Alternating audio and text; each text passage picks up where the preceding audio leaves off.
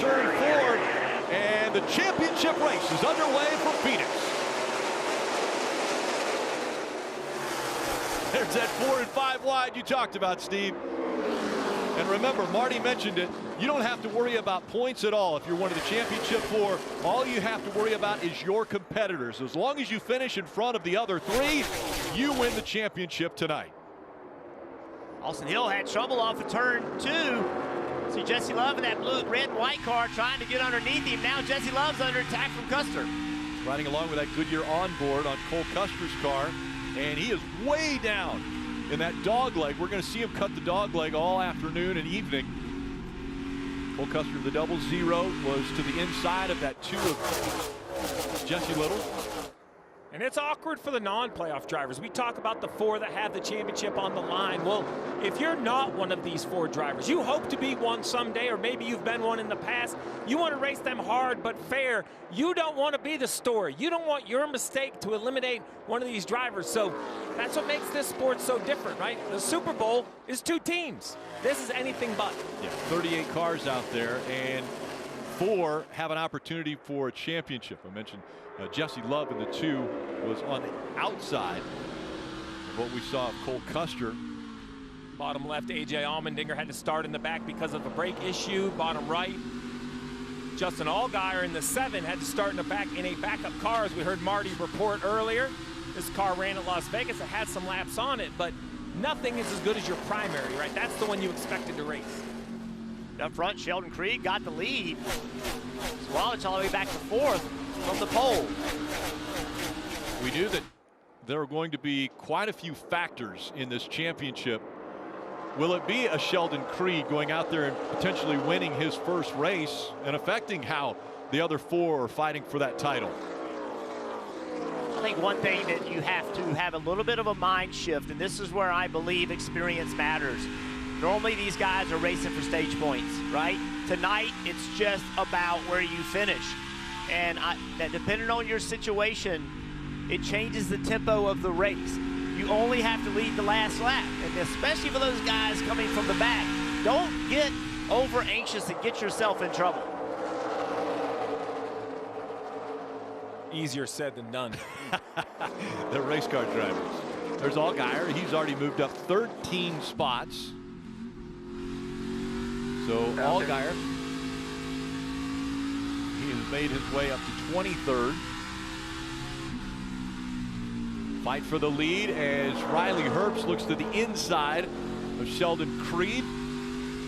Well, it's not to be forgotten, we talk a lot about the 0-0 of Cole Custer driving for SHR, closing the doors on its original operation. That 98 is the second Xfinity car from that team. I know they're going to run 2 cars next year, but that's going to be on the Haas factory team, which is a little bit different ownership structure, same building, but truly a new team.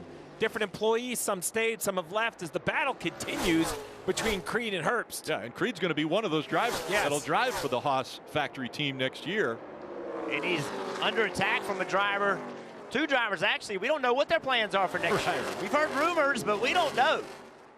Yeah, Chandler Smith in the 81 is now making it a 3-car battle for a lead here.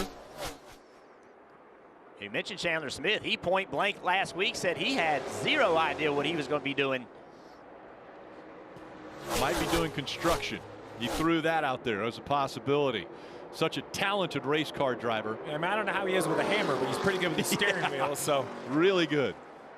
Once again, we see Creed running a little bit higher line here, and that opens the door for Riley Herbst. This is what makes this 1-mile track so much fun to crown champions on.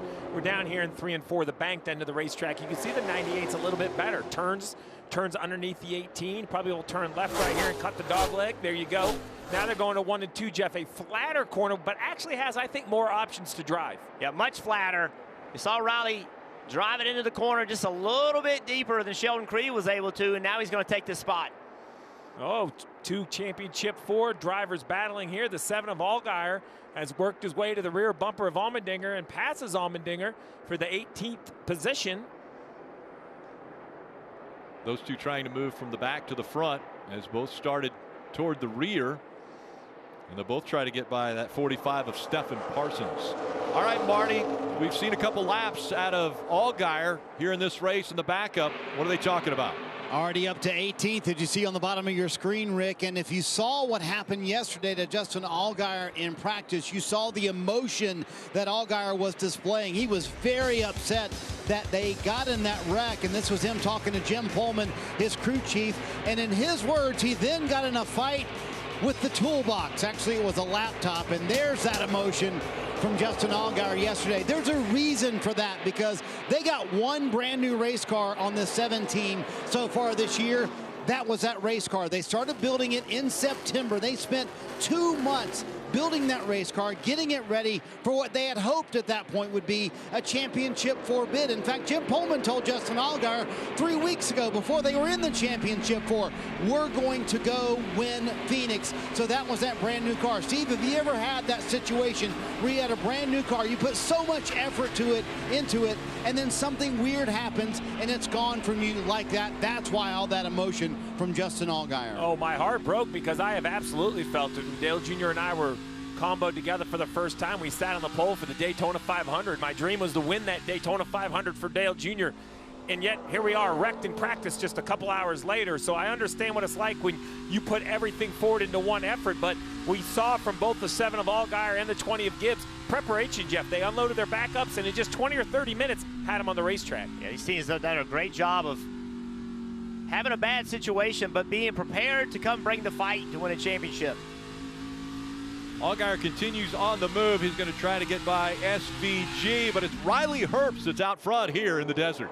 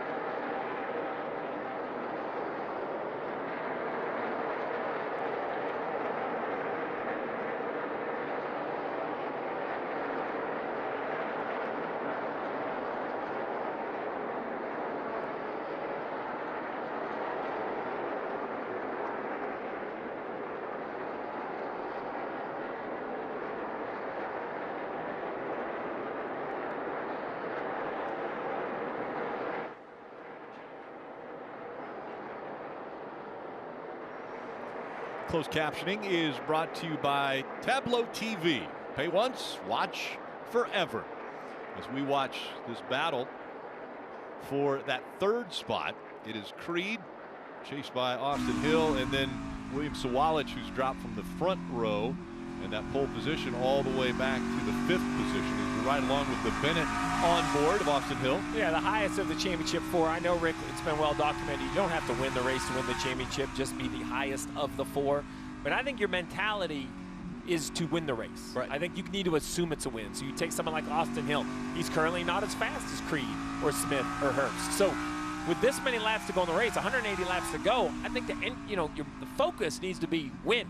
It doesn't take a win, but Jeff, as soon as you start thinking, prevent defense and just be okay, how do you know okay is going to be good enough? Well, that's right. But remember Austin's plan. Like, just keep me in position, and I will take it from these guys. So I think so far, a good start to the race for Austin Hill. And I've been impressed with this team. They have been better in the playoffs at tracks that they typically have been weak on, and it's already started tonight, a good start to this race.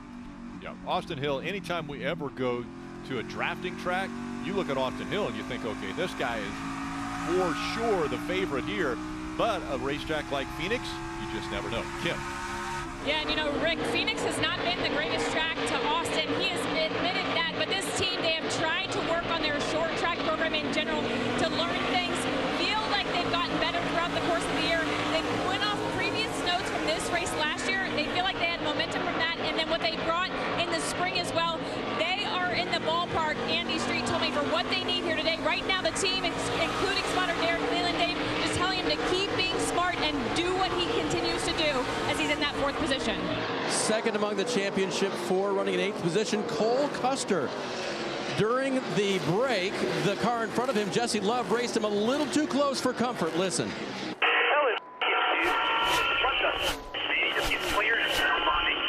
Yeah, he's been warned. That's Austin Hill's teammate right now in front of Cole Custer. Cole's car is just a little bit tight at the initial part of this race, Marty. So far, plus 12 for A.J. Allmendinger. Actually now plus 11 because Sammy Smith goes around him. A.J. Allmendinger saying on the radio, I just do not have the grip that some of these other cars have. He was able to gain some spots to get up and was trying to keep up with Justin Allgaier. They were through the field together for quite a while, and A.J. Allmendinger had this to say about the 7 car. Listen in. He's got so much grip, ultimately. No idea how they get their cars to roll like that and have side force. So, Jeff, sometimes you can do play-by-play of other cars when you're behind the wheel, and that's what Allmendinger was saying about Justin Allgaier. And by the way, welcome to the top 10, Justin Allgaier, plus 27 spots. Jeff, I don't care how good your car is, that's impressive this early in the race. Clearly, Allgaier has something to contend with tonight. Yeah, there were a lot of questions when I visited with this team before the race. They were confident, but also tons of unknown with this backup car. I felt better about it than they did. We watched practice, and I'm like, your car's pretty good, isn't it? They're like, we don't know. There was a lot of apprehension, but so far, I don't know that they could have a better start to this race. I think it's everything that they needed. I think it's given them confidence. He's getting a great understanding of what this car needs to do better, Steve, and he's relaying that information to Jim so that he can make the right changes at the first stop. I went and checked on Jim during qualifying, walked pit road, saw the championship 4, and I've known Jim for years, and you could almost see the stress. So I give him the old, hey, man, good luck.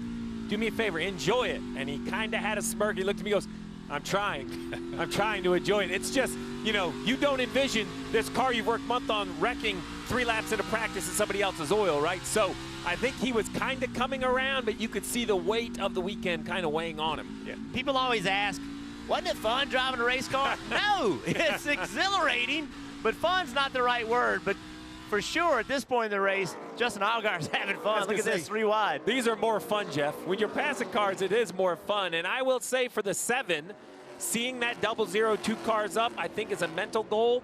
And if you're the 0-0, right, the 0-0, and you see the 7 coming and you see him go by, that could incite a little bit of panic. So we've talked a lot about it. And yesterday in practice, 3 laps in, there was fluid put down on the racetrack by the 44 car, and nobody behind him knew it happened. And so in comes the 7. The 9 was involved, the 48, as well as the 20. All had to have extensive work done on the cars, backup cars brought out. And so it was a difficult situation for what Justin Allgaier thought was the best race car they had ever brought to Phoenix. But I'm telling you right now, you look at this, he's running 9th already after starting at the very back of the field. Very impressive start to this race for Allgaier. Here and there might be some issues, Kim, with the 21. Austin came on the radio and said the water gauge is pegged. Now, this is an issue they had yesterday at the very end of practice. As he pulled into the garage, he reported that the water temperature gauge was pegged then, too. They looked into it. It was not an actual issue. It was more of a malfunction on the gauge. So, Steve, is this something to be concerned about at this point, or should we just kind of look to what happened yesterday in practice where it was a misread on that dash? Well, so what happens is some of the gauges connect. Water temperature, oil temperature can be very similar. So if we look right here in this gauges, the tach is the large one. When you see the flashing red light, I'm assuming that's the water temperature. That you have settings. When it gets to a certain temperature, it starts to flash red to get the driver's attention. So I'm not exactly sure I can honestly answer Kim's question because I don't know. Only this team knows whether they think it was just a gauge. I don't see too much panic on the face of Andy Street, but I will say, Jeff, as a crew chief, this is distracting you here on the radio. As a driver, you can't love having a flashing red light all night. Well, and also you can't trust it anymore, so just give me some tape and I'll cover it up. I don't want to see that light. Could somebody disconnect the flashing red light that's on my dash? Well, Riley Herbst, he hasn't seen anything but a clean track in front of him leading here at Phoenix.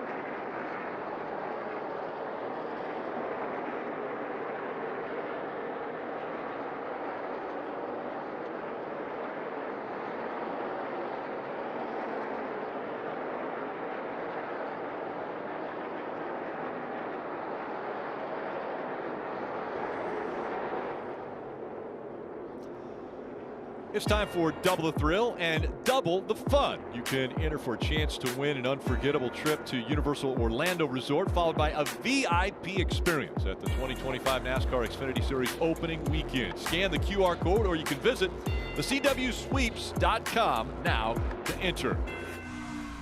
You're watching the NASCAR Xfinity Series Championship from Phoenix Raceway. Out in front right now is Riley Herbst. The top Championship 4 driver is Austin Hill, and he's worried about potentially water temperature and maybe even water pressure. 2 lights red now, Steve, on the dash. Yeah, that's the change. I haven't read anything on the radio where he's complained about anything else, but now we have 1 flashing red and 1 solid red. We'll have to keep an eye on this 21 car, as now the 7 of Allgaier has caught the 00 from the back of the field. Very disheartening, I'm sure, for Cole Custer. He knew that Allgaier was starting at the back, and now Allgaier has made his way up to 6th after starting shotgun on the field. Allgaier, this has to be, and Jeff, you used the word, a confidence boost for Justin Allgaier, who was so frustrated that he wasn't able to have his primary car for this race. The backup car looks to be performing great. It does, but I would caution this team, do not get overconfident. This racetrack is going to change. You have the best race car, but if you don't make it better, it won't be at the right time. So it's a difficult thing to make changes to a fast race car, Steve, but you're going to have to be thinking about how am I going to make it better, and how's the racetrack going to change? Toyota on board of William Sawalich, seeing him now challenge the 00 for that 7th spot. William again started on pole, has fallen back to 8th, and now trying to take 7th away, but very close. It almost made contact right there. I think he got in the corner pretty deep and was surprised at the little bit lack of speed of the 00 on corner entry, and went up the racetrack to keep from hitting him. Steve, are we going to see 3 pit stops for these teams? So really 3 opportunities to make any adjustments? That's exactly right, Rick. They have 4 sets of tires. As we see the 7-3 wide here, working by some lap traffic. 4 sets of tires in the pits. They'll put a set on the end of stage 1, the same at the end of stage 2. They have to pit for fuel in the 3rd stage, so you'll use a 3rd set there. I like that they have that extra set, that 4th set. You'd hate to have a championship driver spin out, not hit anything, and lose a championship because they don't have a set of tires. I like NASCAR making that adjustment for this race. But I really think the recipe to success is only 3 pit stops. And coming up on 1 to go in stage 1. Pretty uneventful for Riley Herbst out front. He's led 36 of the 44 laps that have been completed. Sheldon Creed was out front for the other 8. Creed right there. Chandler Smith has run him down. It's been uneventful for the 98, but here comes the 81. Puts some pressure on. Will he just settle in, or will he make an aggressive move here in the last set of corners? A little bit of a pick there from the 44 Brennan Poole, but Chandler Smith makes it pretty interesting as they come to the green and white checkered flag. It's going to be Riley Herbst who will win stage 1. That's his 3rd stage win this season, and first time that he's been able to win a stage at Phoenix. Chandler Smith, Creed, Austin Hill, again, the furthest forward of the championship 4. Allgaier, though, has to be making everyone look in their mirror as he was able to go from the back to almost a top 5 finish at the end of stage 1. Riley Herbst wins the stage.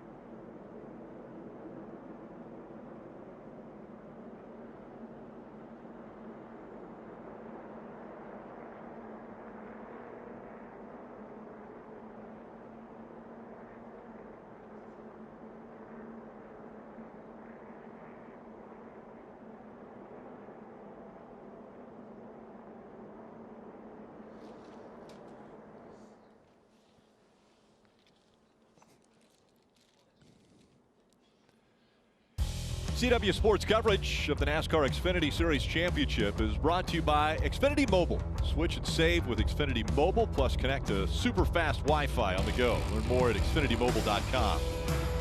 Credit One Bank NASCAR, American Express Card, and by Toyota. Let's go places. Getting ready for the first round of pit stops. Stage 1 is complete. Riley Herbst, one of the 4 Championship 4 contenders. When we talk about teams winning a title, Austin Hill, who's running 4th right now, all season long, Austin Hill has had the best pit crew. This is when they really need to shine. They have the best pit crew, but the driver with the best pit box is a 7 of Justin Allgaier. The #1 pit box here at Phoenix is an advantage. Not quite as much as it used to be. The camera has been moved all the way out here to this yellow line towards the end.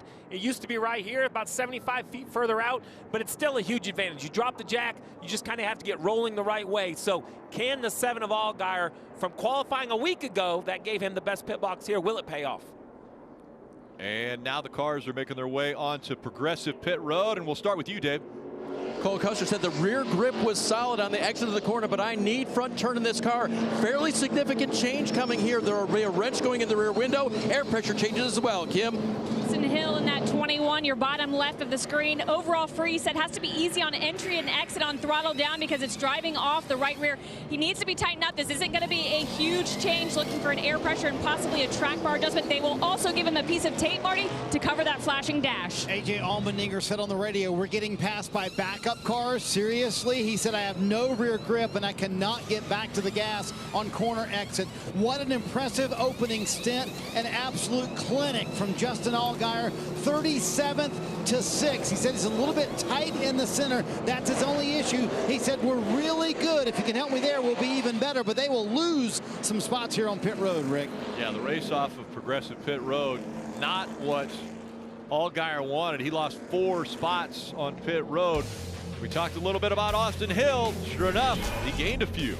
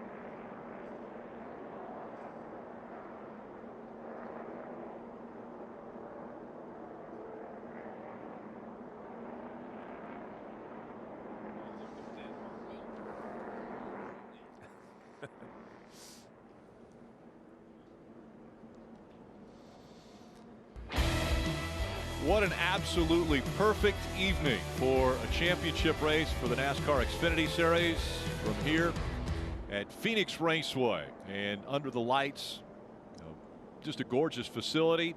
And the fans come out in droves to see a champion crowned. As the Choose now is brought to you by Universal Technical Institute. You can learn how to turn your passion into a career by training at one of the schools of Universal Technical Institute.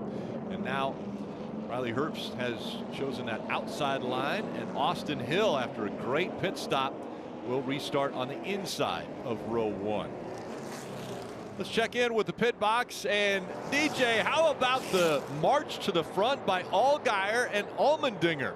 Oh, well, impressive that Justin Allgaier did what he did, but also when you looked up pit crews, Austin Hill and Cole Custer.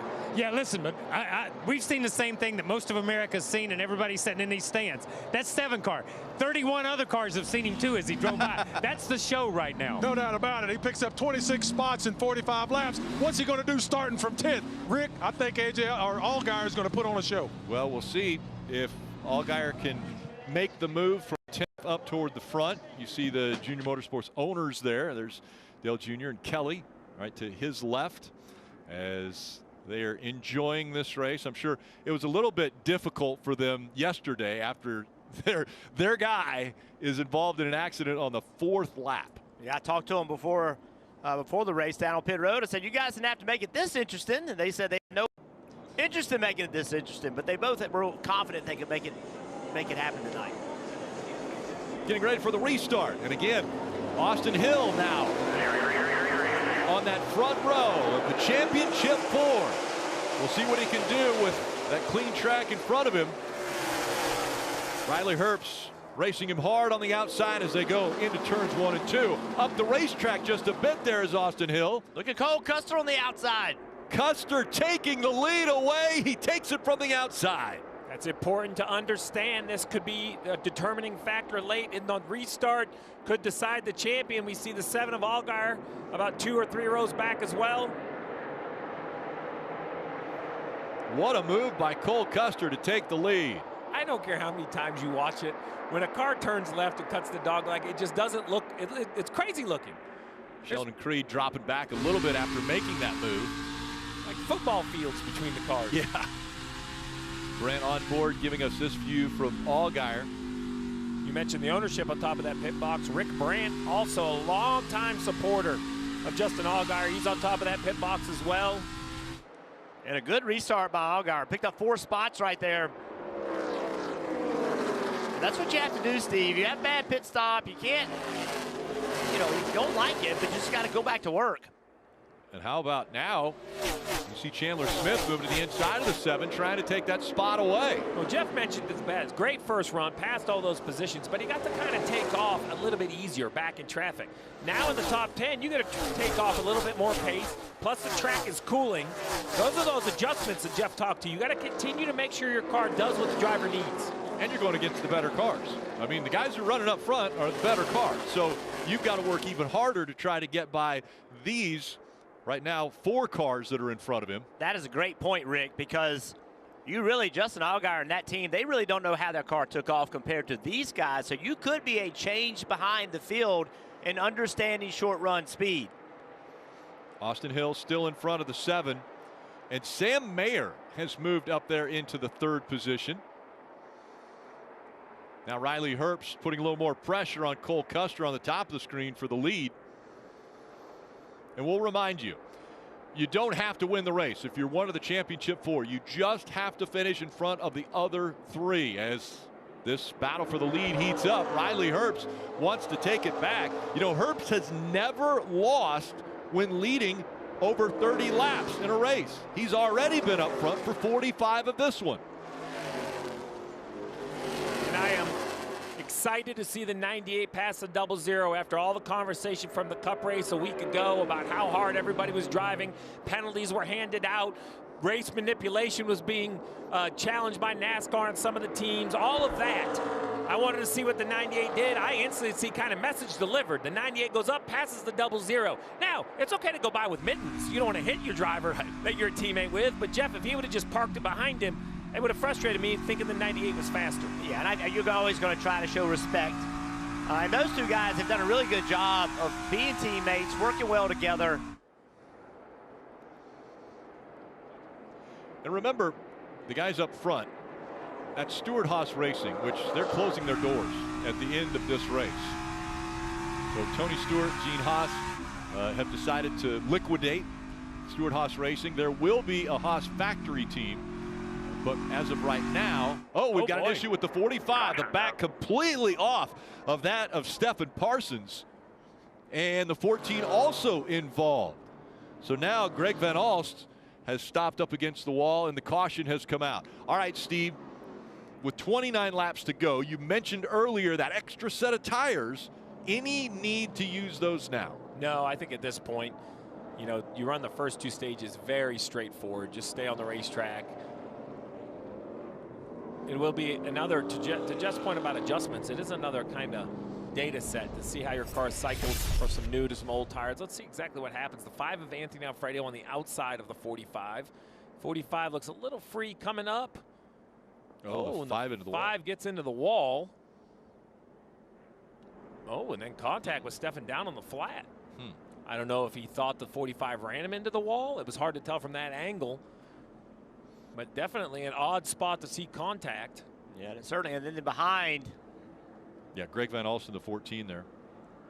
Not sure how that happened. Yeah, I'm not sure either.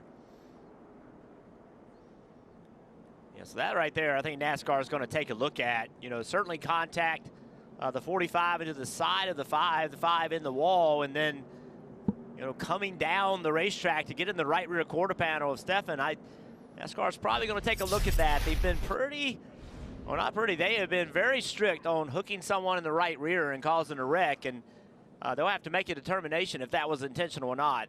And that's a hard place to determine that, because you're turning left to go down onto the apron, and in all fairness, that could have been just an accident. Yeah, a little bit more of a violent transition when they go down through the dog leg. Safety crew immediately to 45 of Stephen Parsons, already out of that car.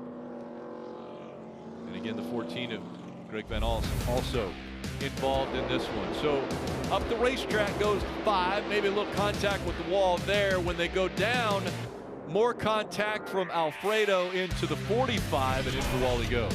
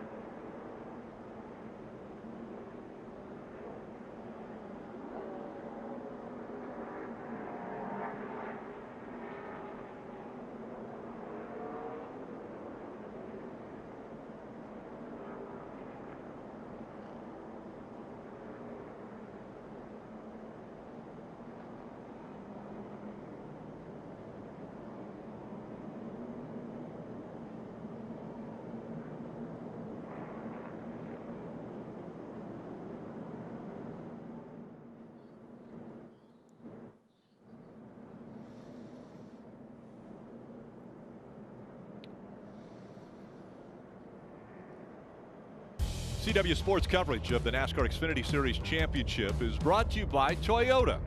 Let's go places. The Progressive Keys to Progress program, providing vehicles to deserving veterans, helping our heroes drive their lives forward. Learn more at keystoprogress.com. And by Xfinity Mobile. Switch and save with Xfinity Mobile. Plus, connect to super fast Wi-Fi on the go. Learn more at xfinitymobile.com.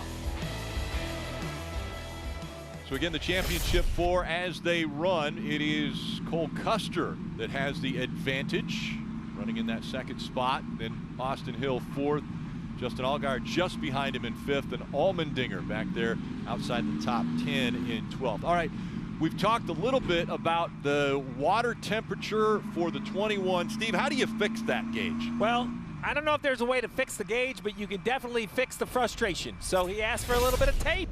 So let's take a look. We're riding on board here for Austin Hill during the pit stop. The crew member hands him a little piece of duct tape. This is some old school, old fashioned right here.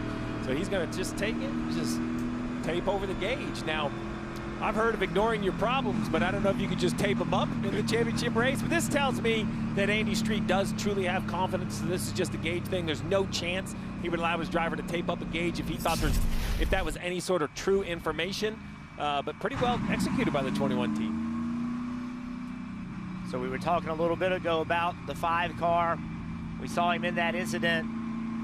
Anthony Alfredo said NASCAR has been strict about hooking someone in the right rear in retaliation for an incident. You see Stephen Parsons gets up the racetrack, gets Alfredo in the wall, and then Alfredo comes down, gets the right rear quarter panel of Stephen and puts him in the wall. And that is something that drivers have consistently said to NASCAR is that is not acceptable, because when you get hooked in the right rear, it just sends the car all but head on into the wall, and it can cause some massive impacts. And we've seen some huge names in the sport get suspended for that same move.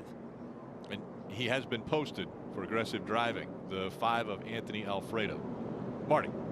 Rick, we've seen some feisty racing here in Phoenix tonight, including between Justin Allgaier and Chandler Smith. So here's what Allgaier thought about racing the 81. Listen in. People like the 81, like, he wonders why he's not got a ride for next year. I mean, it's unbelievable. Like, my blood pressure is high because people just don't get it. You all watched it with you. Deep breath right here. Eddie DeHaan, the spotter, trying to calm his driver down a bit. He had a terrific restart a moment ago, Kim. We'll see if he can replicate that. How about the side of Chandler Smith? Yeah, Chandler Smith and this team think they did nothing wrong. In fact, crew chief Jeff Mindering came on the radio and said he, meaning Justin's, got more to lose than we do. If he wants to race dirty, that's not in his best interest. And I do not expect this team to be, you know, just pull aside for the playoff drivers. They told me they're here to steal the thunder. They think, based on their season, they deserve to be in the championship 4. They want to come out and win the race here today. Jeff, did you see anything wrong between the 7 and the 81, the way they were racing each other? Well, look, if you are Justin Allgaier, you're wanting a little bit of respect that you're racing for the championship. But you have to remember that Chandler Smith, he doesn't have a ride for next year. He's trying to figure out where he fits in the landscape. So, yeah, it's easy to say he's racing me too hard, but he's looking at potentially the end of his racing career, something that you have worked so hard to do, and he has a chance to prove to the world what he can do. So it's a tough balance. Yeah, so the rule, you mentioned it, he was being posted. So here is Anthony Alfredo. They will hold him for 2 laps in the race, and, you know, then they'll have a conversation this week. Will there be something else? But this is an in-race penalty, and 2-lap penalty is a large penalty, Steve. So blood pressure, I'm sure, is going through the roof right now of Anthony Alfredo? Well, unless you don't, if he meant to do it, then he's kind of, you know, he's going to say, hey, I didn't mean to do it, right? But yes, it is clearly, it's not the position you want to be in. All right, so a week ago, Chandler Smith, we talked a little bit about how you race others. Cole Custer did not believe that Chandler Smith, those two raced each other the way they wanted. So a little bit of finger pointing, and then that escalated.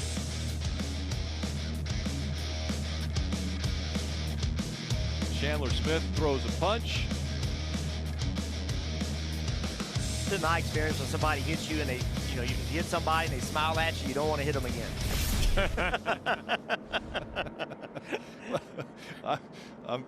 I've had some moments. I'm sure when you say it's been your experience, I'm hoping you weren't the one that was delivering the blow. I mean, Ward, you and Ward? No, you don't hit Ward. I can promise you that. All right, Dave.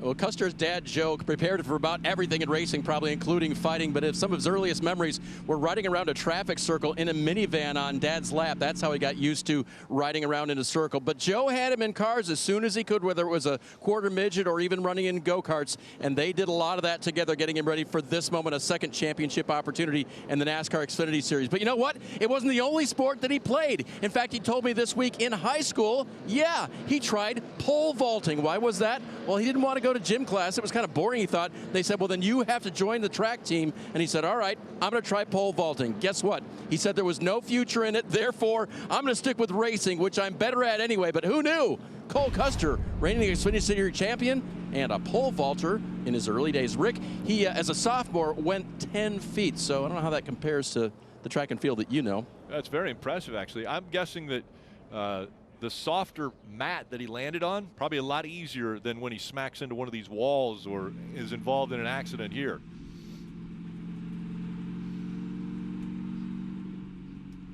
Getting ready for the Choose, again brought to you by Universal Technical Institute. You can learn how to turn your passion into a career by training at one of the schools of Universal Technical Institute, as they will work their way back down the backstretch and be working on that Choose coming up here.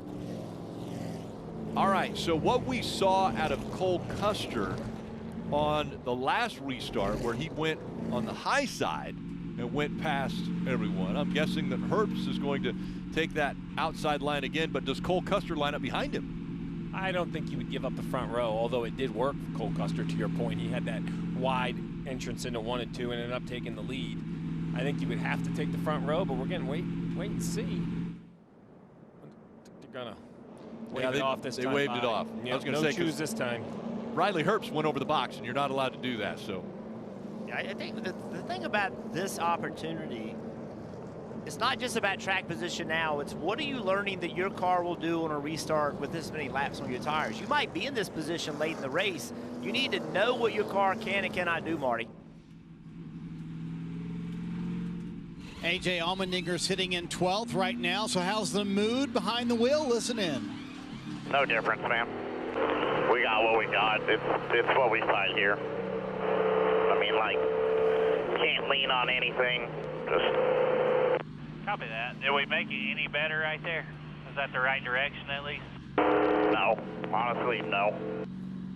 So Steve, it seems like it's kind of set into resolution, I think, at this point with A.J. Allmendinger. But Alex Yantz asked the question, did we make it any better? That was kind of the feedback in practice. We did not make it better. So how do you keep your driver in the game, Steve, if you're Alex Yantz on top of the pit box? Well, you got to do the best you can at trying to motivate him, but you also got to be honest. You can't make up the speed that the 16 currently doesn't have, and not every car just needs a balance adjustment. When you make adjustments, it's not only to make it tighter or looser, but what I hear out of the 16's radio, Jeff, is just an overall setup that doesn't have enough grip. Right? I mean, let's understand this. We talk about speed. What is speed? You drive down to the corner, the car has to track and change direction.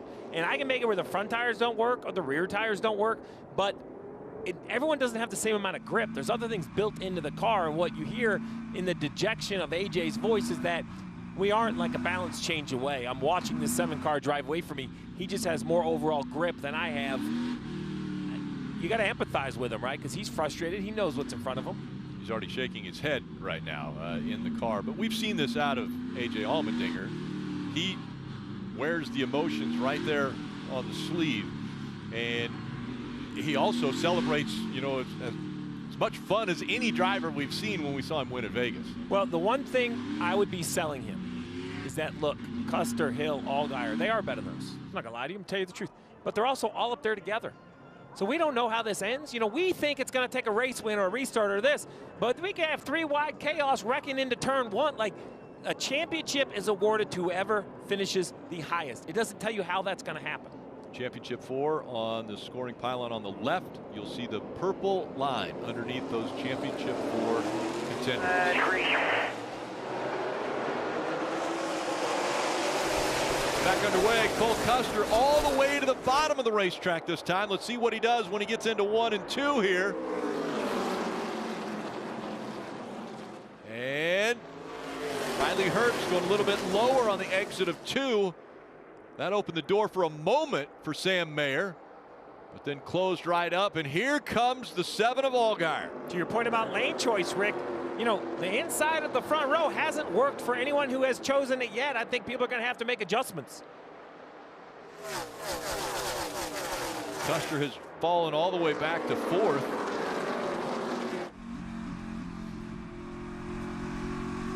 Austin Hill running in the 8th spot, looking up, and here comes Custer on the outside. Already we've seen Cole Custer. He's willing to go to the outside. He likes the way his car drives on restarts on the top of the racetrack. Mark that. And if you're paying attention as a driver that competes for him in a championship in a late race restart, you cannot give him the top. Again, only 14 laps remaining. Stage 2 is Chandler Smith in the 81 slides. And will the caution come out? Get a spun around, get going. It does. Caution, caution, caution, caution. Running 7th. So another restart coming up. Gonna give me a lane.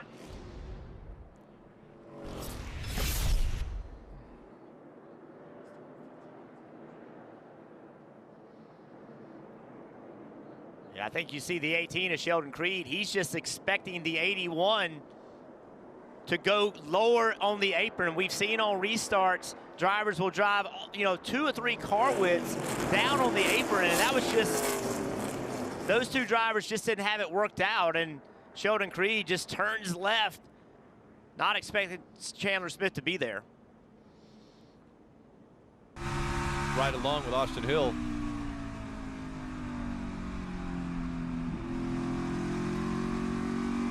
That's the best way to pass, guys. So, I mean, Sheldon Creed came down on the 81. Is there fault that you can give to these 2? Well, again, it was just Sheldon Creed just thought that Chandler was going to the bottom and be lower on the apron, and he just misjudged where Chandler was going to be. It's a difficult racetrack because it gets so wide and you don't always know where the other guy's going. 3 cautions already from here at Phoenix. This time it's teammates trading a little paint, and the 81 goes around.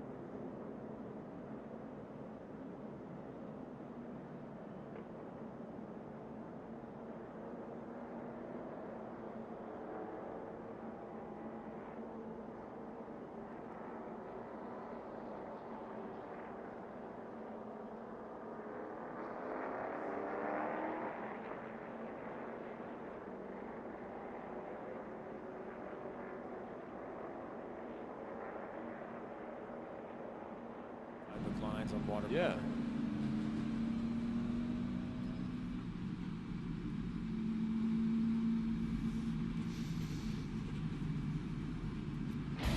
A few came to pit road, but you'll see A.J. Allmendinger currently running third. He did not come to pit road, so that has him in front of the other three competitors in this championship 4. Let's get a check-in from pit road. We'll start with Dave.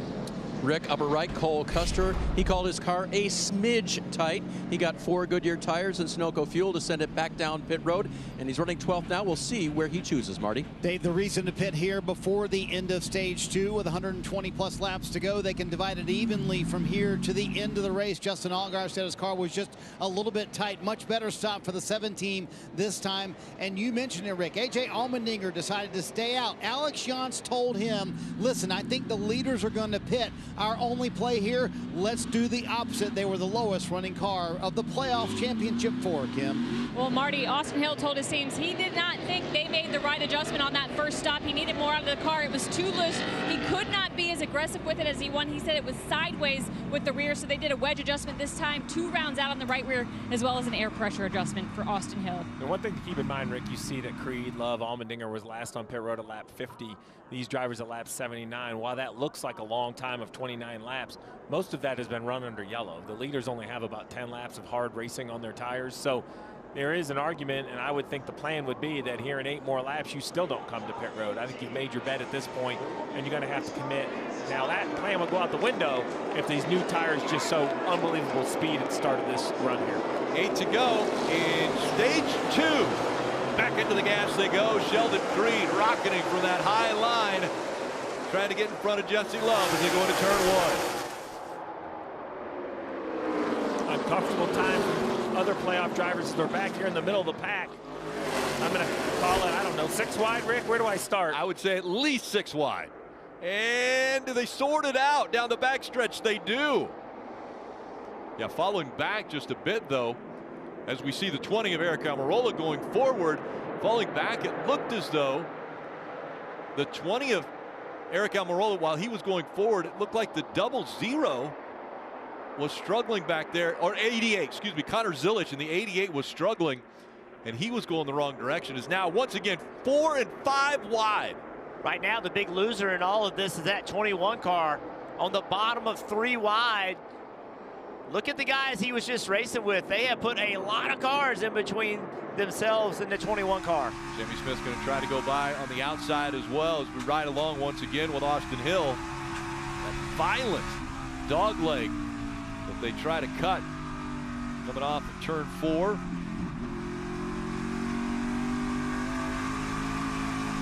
Very low line as Austin Hill's going to try to get by Matt DiBenedetto in the 38.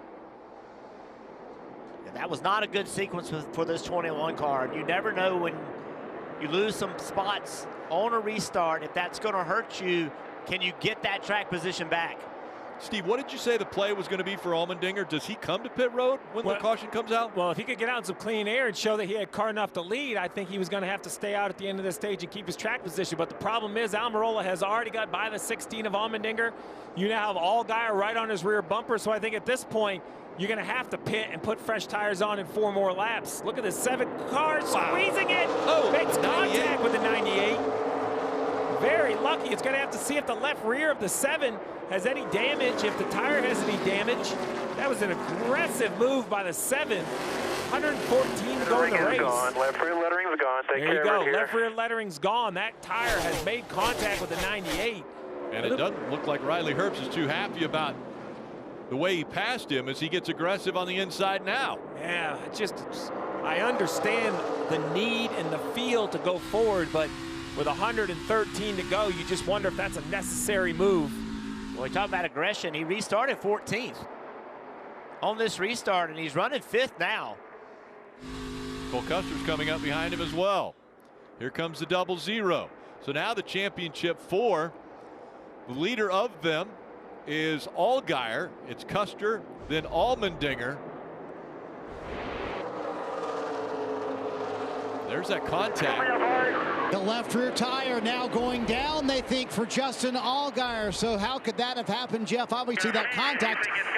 Yes, there you go. They think the left rear tire is coming apart for Justin Allgaier. So, Jeff, why make an aggressive move like that and put your car in a dangerous situation like this? You're simply fighting for track position, but the left rear tire is definitely low on this car. They're trying to make it until the caution. So they're staying on the racetrack. This is a risky move. The negative is if the tire goes completely down, not only could you spin out, but it could go flat and tear the quarter panel off. Pit road's closed now, so if you pit here, you'd be at the end. He could really just slow down.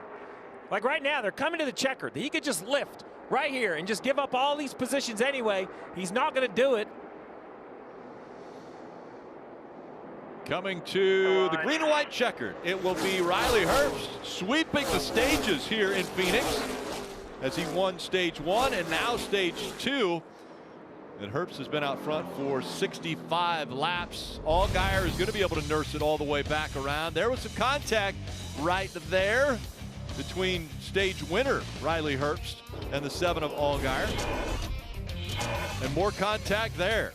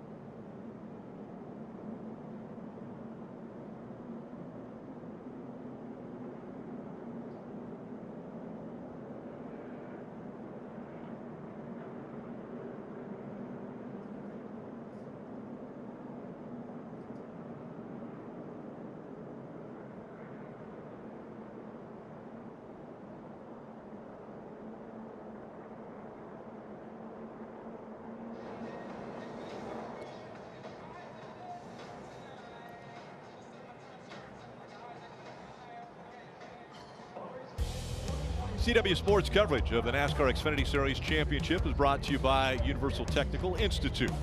Learn how to turn your passion into a career by training at one of the schools of Universal Technical Institute, an exclusive automotive educational provider for NASCAR for over 20 years.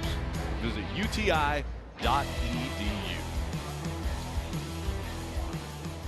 Let's listen in to the 7 radio. Not too happy right now with Riley Herbst. All right, well, we can thank Riley for putting us behind. Why, something is that 98 can be firewall deep for all I care at this point. Yeah, well, we'll get back to him and do it. We can do what we need to later. He drug the left rear quarter panel like 3 times. He just kept running into me on purpose in the left rear.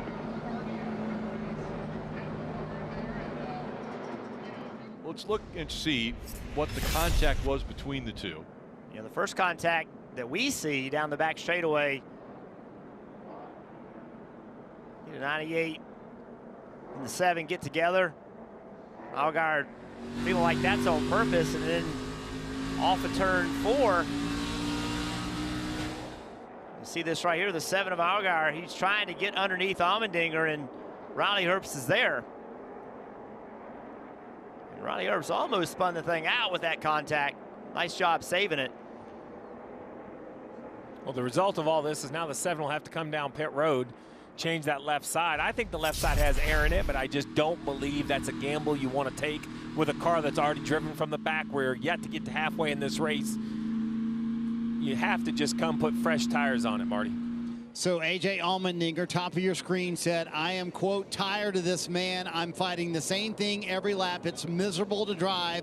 They can drive way deeper than I can in the corner, and I'm just chattering the right rear. So he feels like they need some pretty significant adjustments on the 16 car. Meanwhile, just going to be left side tires only here for the 7 car of Justin Allgaier. And there was further radio from Jim Pullman to his driver. So an interesting mix there. Older right sides, brand new left side. Steve, how would that affect the handling of the car? Well, probably will free it up a little bit, turn a little bit better with the cooler left side tires and lower air pressure. But the strategy is they didn't want to burn another set of tires. Remember, this is technically the 3rd set of lefts that have gone on. That leaves them 1 whole set of tires and a set of fresh rights.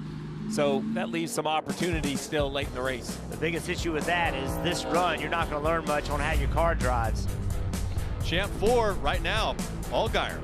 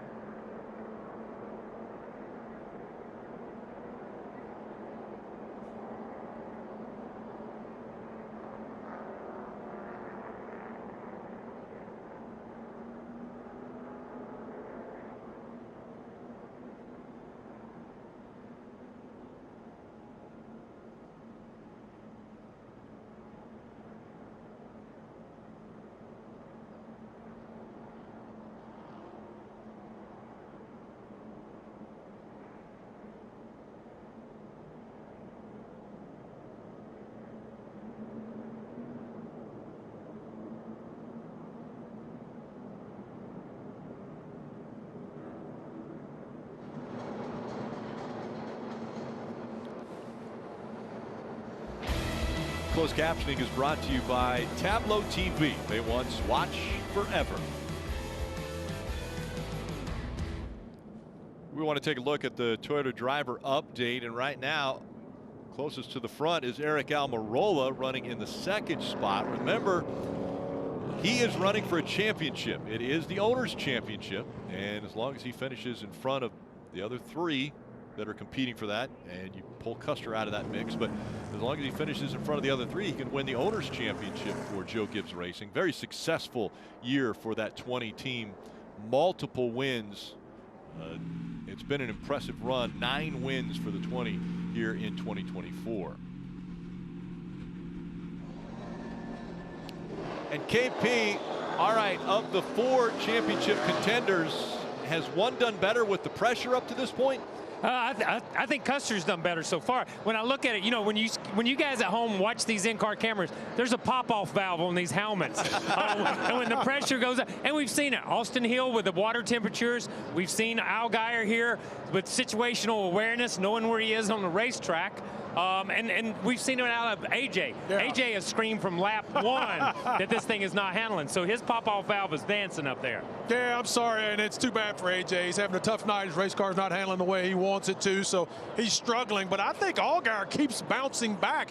He's had some significant things happen since the start of the race, yes, and that is a fast race car still. I'm keeping my eye on that 7. Yeah, fast race car there, but they're on differing strategies as far as the tire situation goes. This stage starting is going to be very interesting, Rick. Yeah. All right, thanks, guys. Pop-off valve, interesting. Jeff, do you agree with that? Yeah, and I think for AJ, you know, when you're having this kind of day, you just need to get it out. You need to express it, right, and get it going. And then you just got to go back to work, right? I mean, you cannot give up. You never know what's going to happen. Steve said it earlier. If I'm the crew chief, I'm making a big adjustment. But I wasn't my crew chief saying, we're going to get it, bud. We're going to get it. We're going to make something happen. And with a guy like AJ, I think some positive reinforcement's a good thing. So if you're looking at trends, again, I'm going to remind you, the championship 4, they don't have to win the race to win the championship. But trending, the last 2 races that were swept, meaning stage 1 and stage 2, were won by Austin Hill and Eric Almirola. Well, guess what? Riley Herbst has swept the first 2 stages. Can he finish it out? He's out front, and he's getting a little bit of help now from the 00 of Cole Custer, who pushes him out there to the front. Almirola falling back. He's 3rd, going back to 4th now. Did not restart very well, and he's under fire from Connor Zilic in the 88.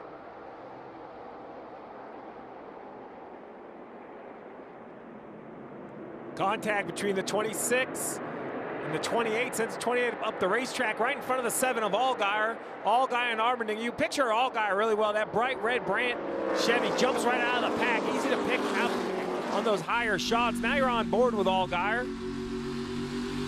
Fresh left side tires for Allgaier. Yeah, he restarted on the bottom, and you know he gained a few, but then got kind of parked down in the middle of 1 and 2, right on the bottom. And we're hearing for a restart violation. Right there, restart violation for Allgaier. So remember the rules. You have to stay in your lane until the start-finish line. Let's take a look what the 7 does. See if he changes lanes before the start-finish line. Right there. Back it up about 5 or 6 frames before the start-finish line. Keep going and go back, and we're going to go back. He should be behind the 11. You freeze it right there. The 7 needs to be behind the 11. That is the rule. I think this is clear as day. It's unfortunate, but clear as day that the 7 went left before the start-finish line. I hear the argument on the radio. Justin, I understand in real time, that's probably like, you know, a clap of your hands. It happens right away. But on replay, Jeff, in my opinion, that was a clear call NASCAR had to make. 4 of these penalties last night in the truck race. We need to pay attention to what goes on in the races prior to this. This isn't a new rule. This happens at every racetrack. However, at this racetrack, it is a little more difficult for the driver because the restart zone is in a corner. There's nowhere else that we have a restart zone actually in the dog leg, and that makes it very inviting to hang a left to shortcut the front straightaway to get to turn 1 quicker. But drivers have to know the rule. This was a clear violation of the rule.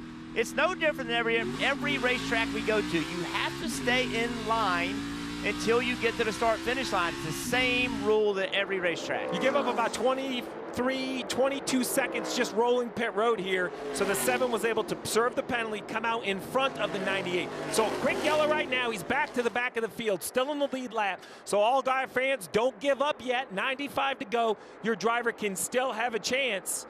Well, I take back everything I just said, because the #1 penalty is you can't have a penalty on top of a penalty. Now the 7, too fast rolling pit road. He'll have to serve another drive-through. This will be nearly insurmountable for the 7. You see the frustration from the crew chief. You just can't. You have to be conservative down pit road. This has been the 7's year, though, has it not? Great race cars, fast race cars, leading laps. Some self-induced, not all mistakes. They've had some bad luck fall their way this year, but now they have a clear violation on the restart and then too fast while serving the penalty. This is his 14th season in the Xfinity Series. He is desperate to win a championship, and unfortunately, so far, just some poor decisions. And he is a very popular guy in the garage. People want to see him do well, but you know, this is just mistakes you cannot make. Jeff, let's look at it again. He's definitely losing a lap right here, serving his 2nd penalty. Let's go back to the original penalty on the restart. Remember, you must stay in lane. We're in the restart zone, following the 11. You see the green cactus up here. This is the start-finish line right here. We stop it.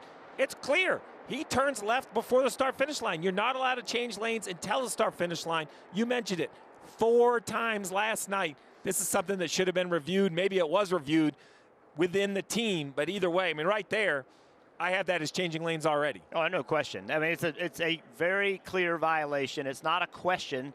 The call is right. But then he compounded it by speeding on pit road while serving that penalty. And so he wasn't a lap down until speeding, and now he is scored a lap down. So Cup drivers, pay attention. Yeah, make a note. Same rule happens tomorrow. 2 nights in a row we've had these penalties. So now the 7 is a lap down. And not the highest scored lap down car. He's a straightaway in front of the 98. Now if you're the 7, you just need to take a breath. You can't do anything about it now. You're going to need a little bit of a combo here. You're going to need 1 yellow to bunch up the field. 1 lap down. Another yellow to try to get up to the free pass. Jeremy Clements, the 51 car, is the first car 1 lap down. He is nearly a half a lap ahead of the 7. Yeah, and unfortunately, without cautions, you know, what's going to happen is the 98 or whoever the leader is going to start catching the back of the pack and putting more cars a lap down, making it that much more difficult. Justin Allgaier needs a group of cautions to get back in this race. Well, with all of that going on with the 7, let's get back to the race at hand, right? Allmendinger with a few lap fresher tires. They're not very much fresher. What do they got? Let's see, 21 for the leaders, 12 for Allmendinger. So we'll call it 9 lap fresher tires. Restarted 19th.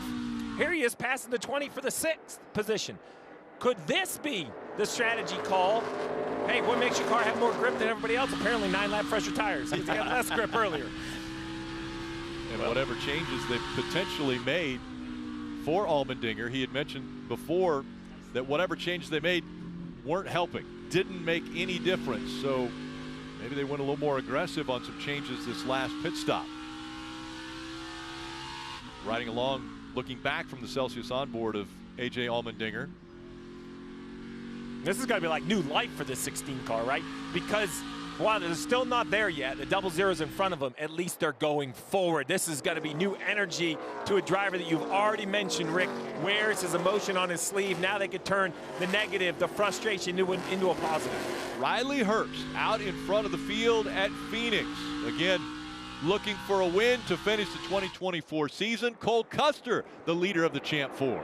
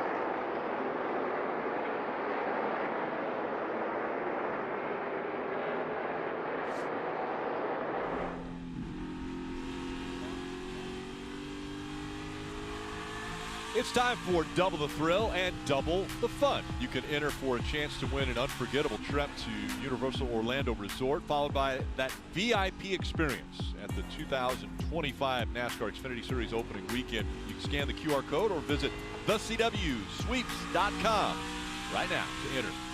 Want to take a look at the Xfinity fastest lap? It was Chandler Smith, and it was way back on lap 4. 27.90, averaged over 128 miles an hour around this 1 mile track.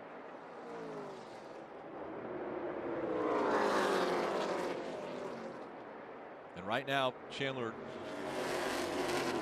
fighting for the 9th position. Almirola in front of him as we see Sawalich in the Toyota onboard. The 19 in 10th. Chasing after Chandler Smith. Heating up a little bit on the inside of him there was the 10 of Daniel Dye. Yeah, it's good racing right here, side-by-side battle. It's difficult to finish the pass off at this racetrack. The second and third lane gets really good, really gripped up. Oh, that's some tight racing right there. That's like an offset 3 wide, and it worked out. Jeff, we'll let you check back in with the 7 of Allgaier. I mentioned a half a lap between him and Jeremy Clements, the first car 1 lap down. The half a lap has turned into about 500 feet or 500 yards probably. Here's the 7, 39 in front. Next car in front is this bright yellow, greenish 51 car of Jeremy Clements. The 7 has a chance to get back in the free pass position. He just needs to do it before Herb starts lapping the back of the field. Well, that's the problem, because here you go. The 98 of Riley Herbst, he is right to the back of that field. There he is. He just gets by the 28 car, and now the 28, he is the first car lap down of Ryan Seed. That's how quickly it happens. Jeff, good news. We're looking for good news for the 7. Good news, bad news. It was good news for a little while, and then Riley Herbst has made it bad news. All right, Steve, when does the pit window open for these guys to come to pit road? Well, they can make it on fuel now, about 85 to 95 laps, so the window is technically open. The leaders, even the guys on the oldest tires, they've been out there for about 47 total laps, 35 of them green.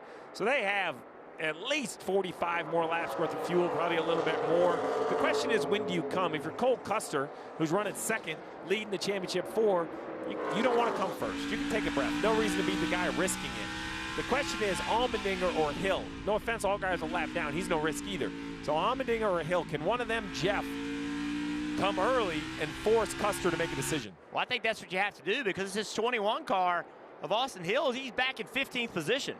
So if this thing goes green long enough and everybody pits at the same time, he's going to come down pit road with a ton of track position. Somehow he has to try to gain on Cole Custer. Let's check in on pit road with the 4 Champ 4 drivers, and we'll start with you, Dave.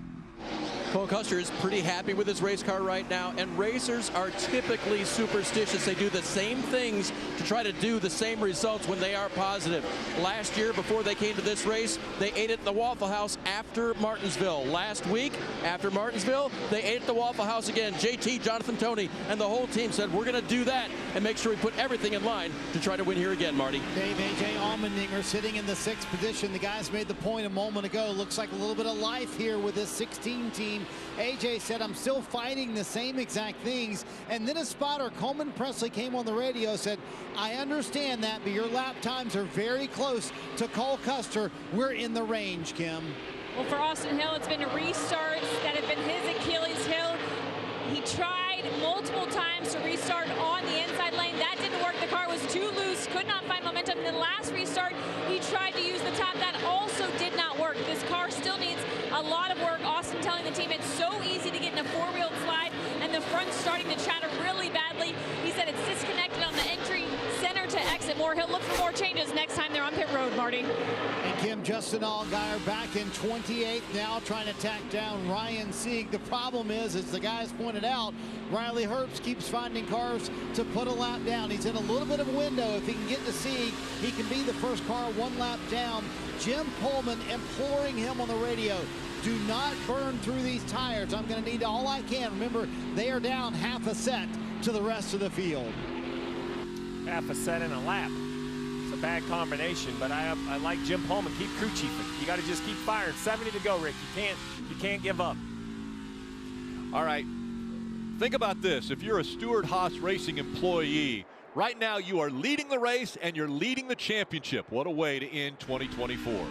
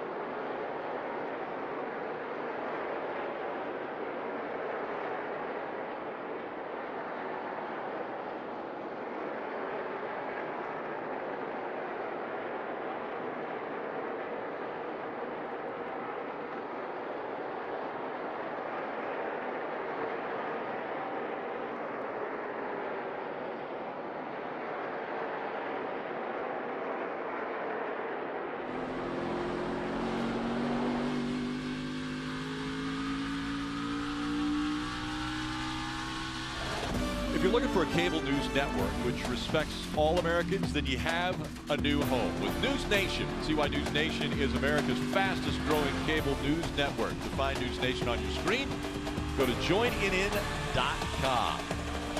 You're watching the NASCAR Xfinity Series Championship, and there are only 64 laps to go in this race to determine who will hoist the trophy at the end of this one.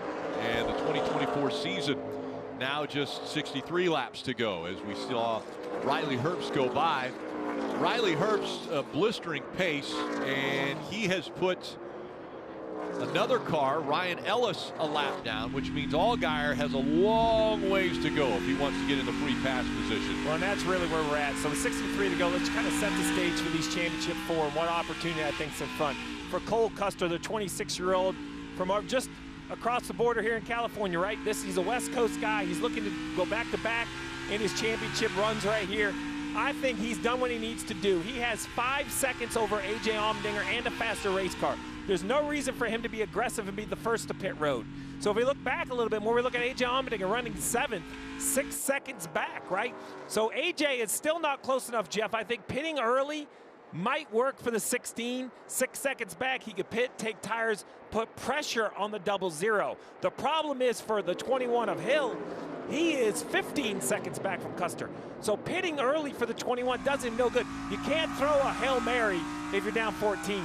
That doesn't help you. You have to be within touch to make it happen. He's too far back to do something. The 7 of Allgaier, he simply is going to need a series of cautions. You know, there's no way that this thing will go green and he can get done what he has to get done. So he's not going to probably need 1 caution. He's going to need 2 or 3 to get back in this game.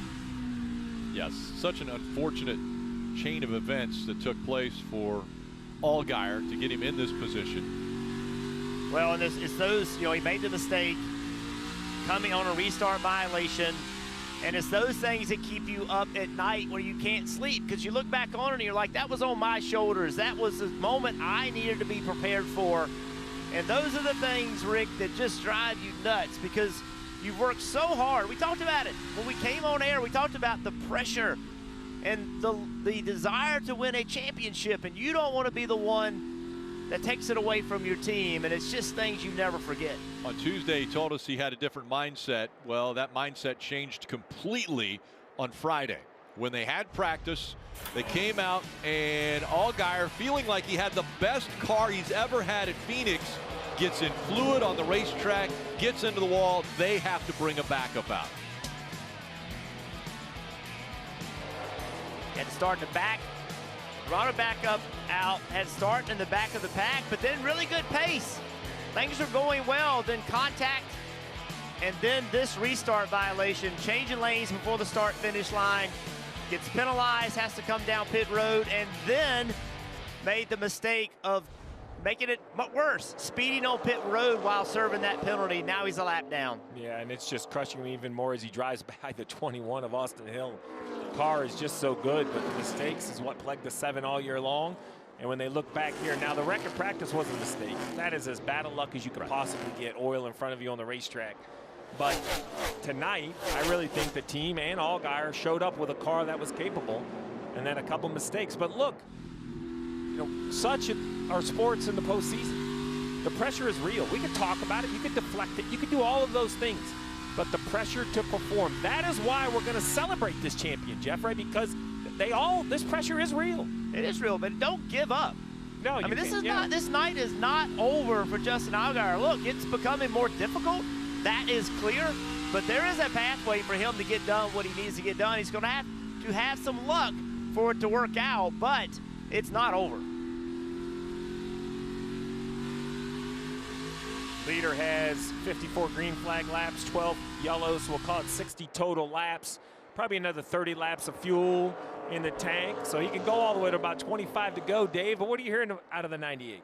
Well, Steve, I was just going to say, this is reminding me of his dominating performance at Las Vegas last October when he won for the very first time. This 98 is on fire. His second career win was at Indianapolis earlier this year. What a win it was. What a final couple of laps as he now brings his 98 car to pit road. They would like to win again before they are done with Stewart-Haas Racing. No plans announced for the future for Riley Herbst at this point. But at this point, he's coming to pit road. You can see on the lower right, they're getting 4 fresh tires and then heading back out with a full load of fuel till the end. Devin Restivo, his crew chief, told me it's been so frustrating not to win since Indy back in July.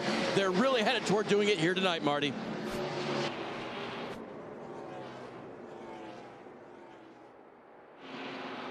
Chandler Smith coming down pit road. They had the spin a little bit earlier. He's here making their final stop. So the window now open. What you'll see is a lot of cars coming over the next 10 laps or so. But those who pitted at lap 95 might try to make a longer run here, Kim. For Austin Hill, they came a little earlier than they wanted to. Austin said tight across the middle, but it feels like he just shorted his front tire. Specifically, he felt like the right front might have been cording. They said, if you need to bring it to us, come now. He's down on pit road. They will make a big chassis adjustment, take 4 fresh Goodyear tires, and put fuel in, Marty. Here comes A.J. Allmendinger down pit road to match Austin Hill. He said the car fell off and just had no grip at the end of the run. That's his biggest issue for fresh Goodyear tires. Dave, how about Cole Custer? You can see him locking it up there, just trying to get it into his pit stall and avoid the cars there. It was just a little bit tight and then went to fairly tight another 10 laps later. So they'll make an adjustment here. Cole Custer with command before this cycle of green flag pit stops started happening. As far as the championship goes, that was a good stop for his crew. So they had more fuel on board, but basically the 98 of Riley Herbst said, this is as far as I want to go. I want to kind of break up the even amount of laps on both sets of tires. And you see the instant reaction by all the playoff drivers. This is kind of a new phenomenon in the last 4 or 5 years. We used to run all the fuel out of these cars pretty consistently, but these teams are getting more and more aggressive on their pit calls, and we're seeing less and less yellows. That's kind of agreeing with these strategies. Now, if you're the 7 of Allgaier, this is when you need the caution, right? You need to try to get this to cycle around. Currently, he's still a lap down, though, to the cars that have stayed on the racetrack. So he's still in a tough position. There's that 7, scored a lap down. Dave, what about Sheldon Creed in that 18? Been a fairly good run for him tonight. They've been working on it most of the time. Remember, Sheldon started in second position tonight, so the car has been fast. The Joe Gibbs Racing crew, 4 fresh tires and fuel here. Yeah, Rick, I wondered how it was going to cycle, but looking at the monitor, right, Allgaier just still isn't in that position. As we see Daniel Dye, another Kaulig Racing car, continuing to lead. Parker Kligerman in the backup is second.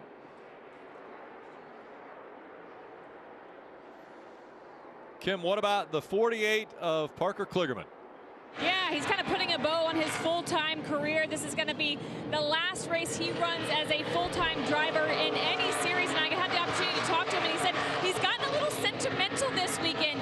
He said he's closing a chapter on his career. He's stepping into a new one, and he said, you know, when you get into racing, you never think about what the end is going to look like, but he's been very happy with his performance the last couple of years. The team has a special sticker on each side of each B post that thank him. They also put a banner across the pit stall that was a surprise for Parker, just thanking him, showing all the paint schemes he's run while he's been with Big Machine. Right now, Parker, though, he just said tight on the center, maybe needs a little more center turn for the last run of the race. Green flag pit stop cycling through, and with that, Parker Kligerman was scored and is scored up front. Riley Herbst now second, and he's already been to pit road.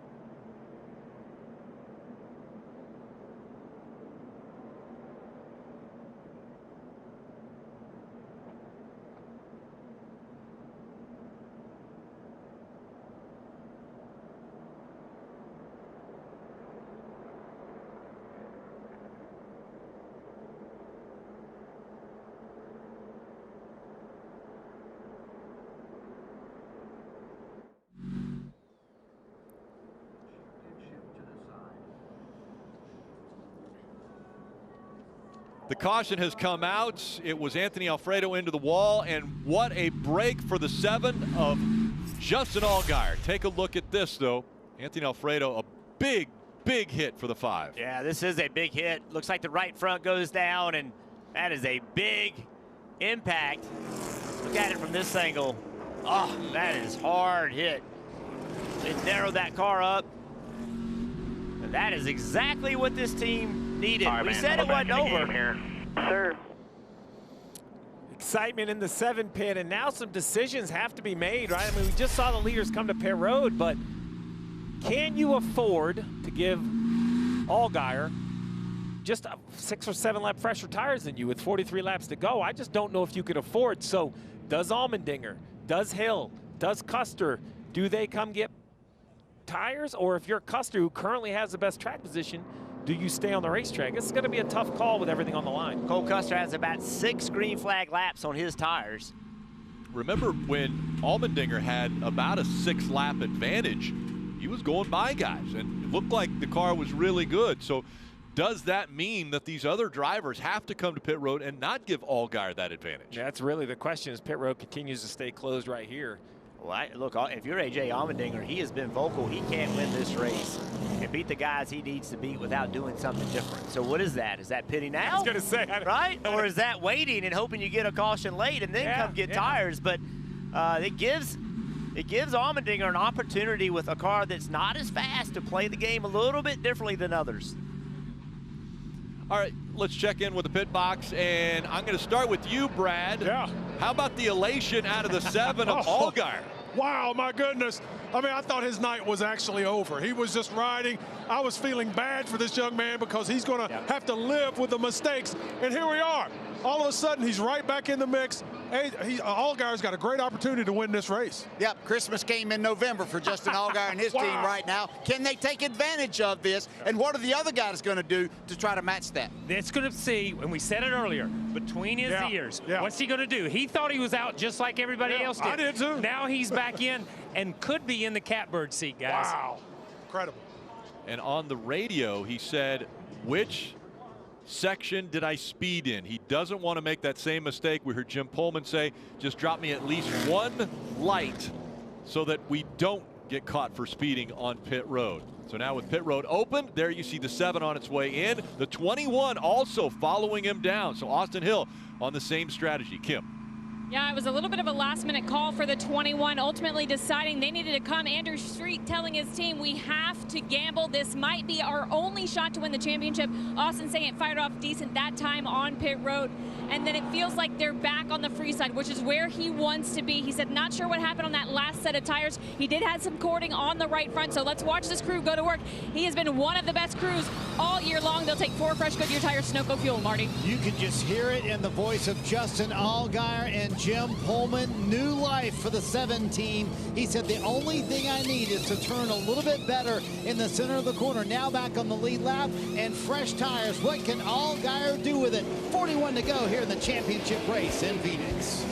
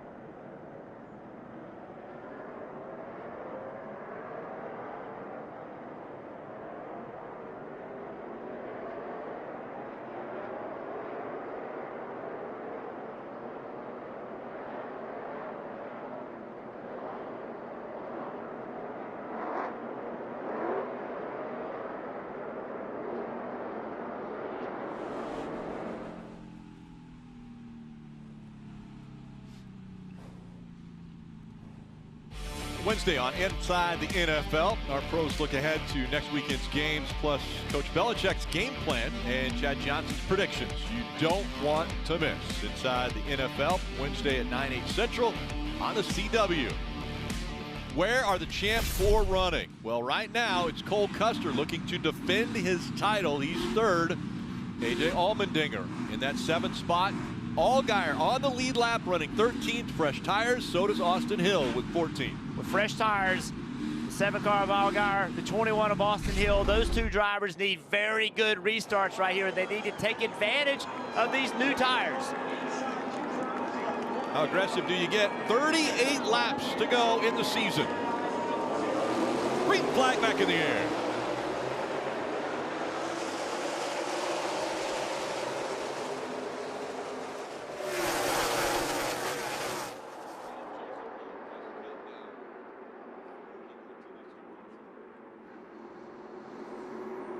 Big run by the 98 of Riley Herbst. Love running in the 2nd spot. Custer holding on to 3rd. But not the great restart Custer needed. He needed to get away from the 7 and the 21, and it is not working for him. Connor Zilic on the outside in the 88. He takes 3rd away, and now fighting for 2nd with Jesse Love. And the 7, right side of the screen, now has the 21 of Austin Hill to his left. Dust off the rear bumper of the 21. He's so low on the racetrack. Uncharted waters there for the 21, way down on the inside of 1 and 2. Are the fresher tires going to work for Allgaier? 37 to go is a long time to see if he can run down the 00. Is the 16 and the 00 in front on board with Hill? I think the 00 Custer, I think he's in trouble right here. He's just didn't get the restart he needed. If the 7 or the 21 can pick up some spots here in the next few laps with fresher tires, they could have the advantage.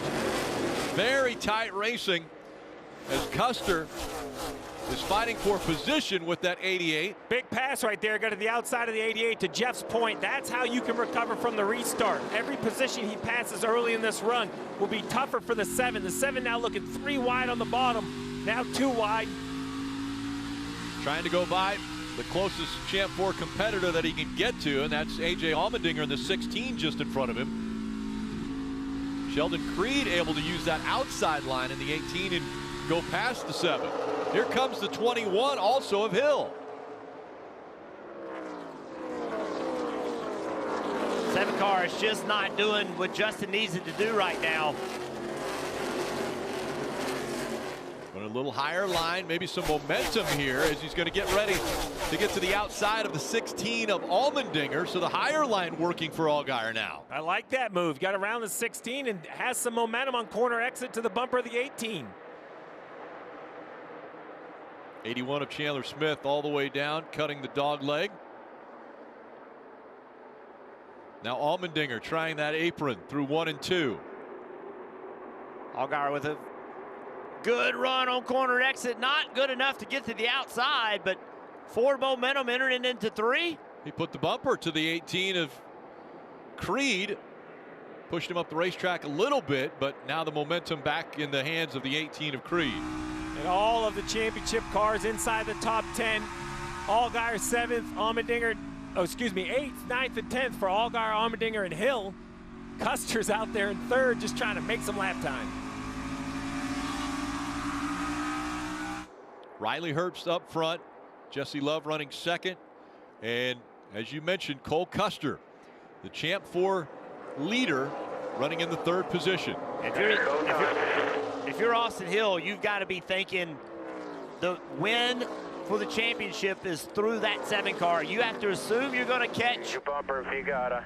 Those other 2 guys, and when you do, you need to be leading this race or leading the battle. Now you have to wonder if time is becoming an issue as we close in on 30 to go. 30 to go. Custer about 2.5 seconds up the road from Allgaier, and also 5 cars in between. Yeah, this battle has slowed them down. If they're going to get to Custer, they're going to have to make these passes because Custer is in a little more clean air, which lets him make faster lap time. You see the 7 of Allgaier trying to get to the outside of the 18. He's got it. Great move, very creative. Allgaier now up to 7th.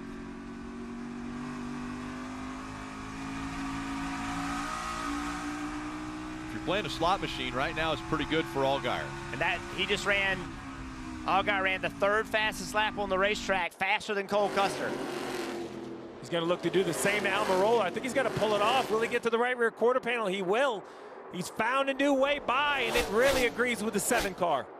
And now only 2 cars between he and the 00. Yeah, I thought 30 to go wasn't going to be enough time, but instantly in 2 laps, the complexion changes. It's still about 2 seconds separating Custer from Allgaier. It is, but Allgaier just ran the fastest lap on the racetrack. About 0.2 of a second faster than the 00.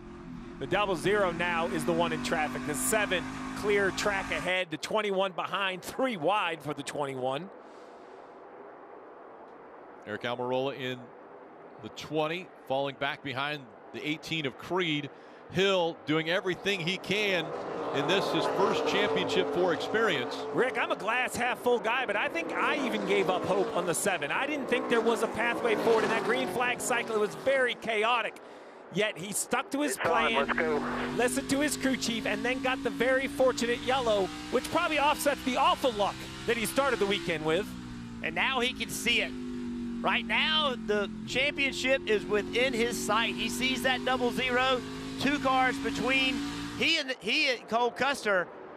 That ignites the fire, Steve. That when a driver sees it and he knows with 26 to go, that's the guy I got to get. You're going to see Allgaier trying to ramp up the speed even more.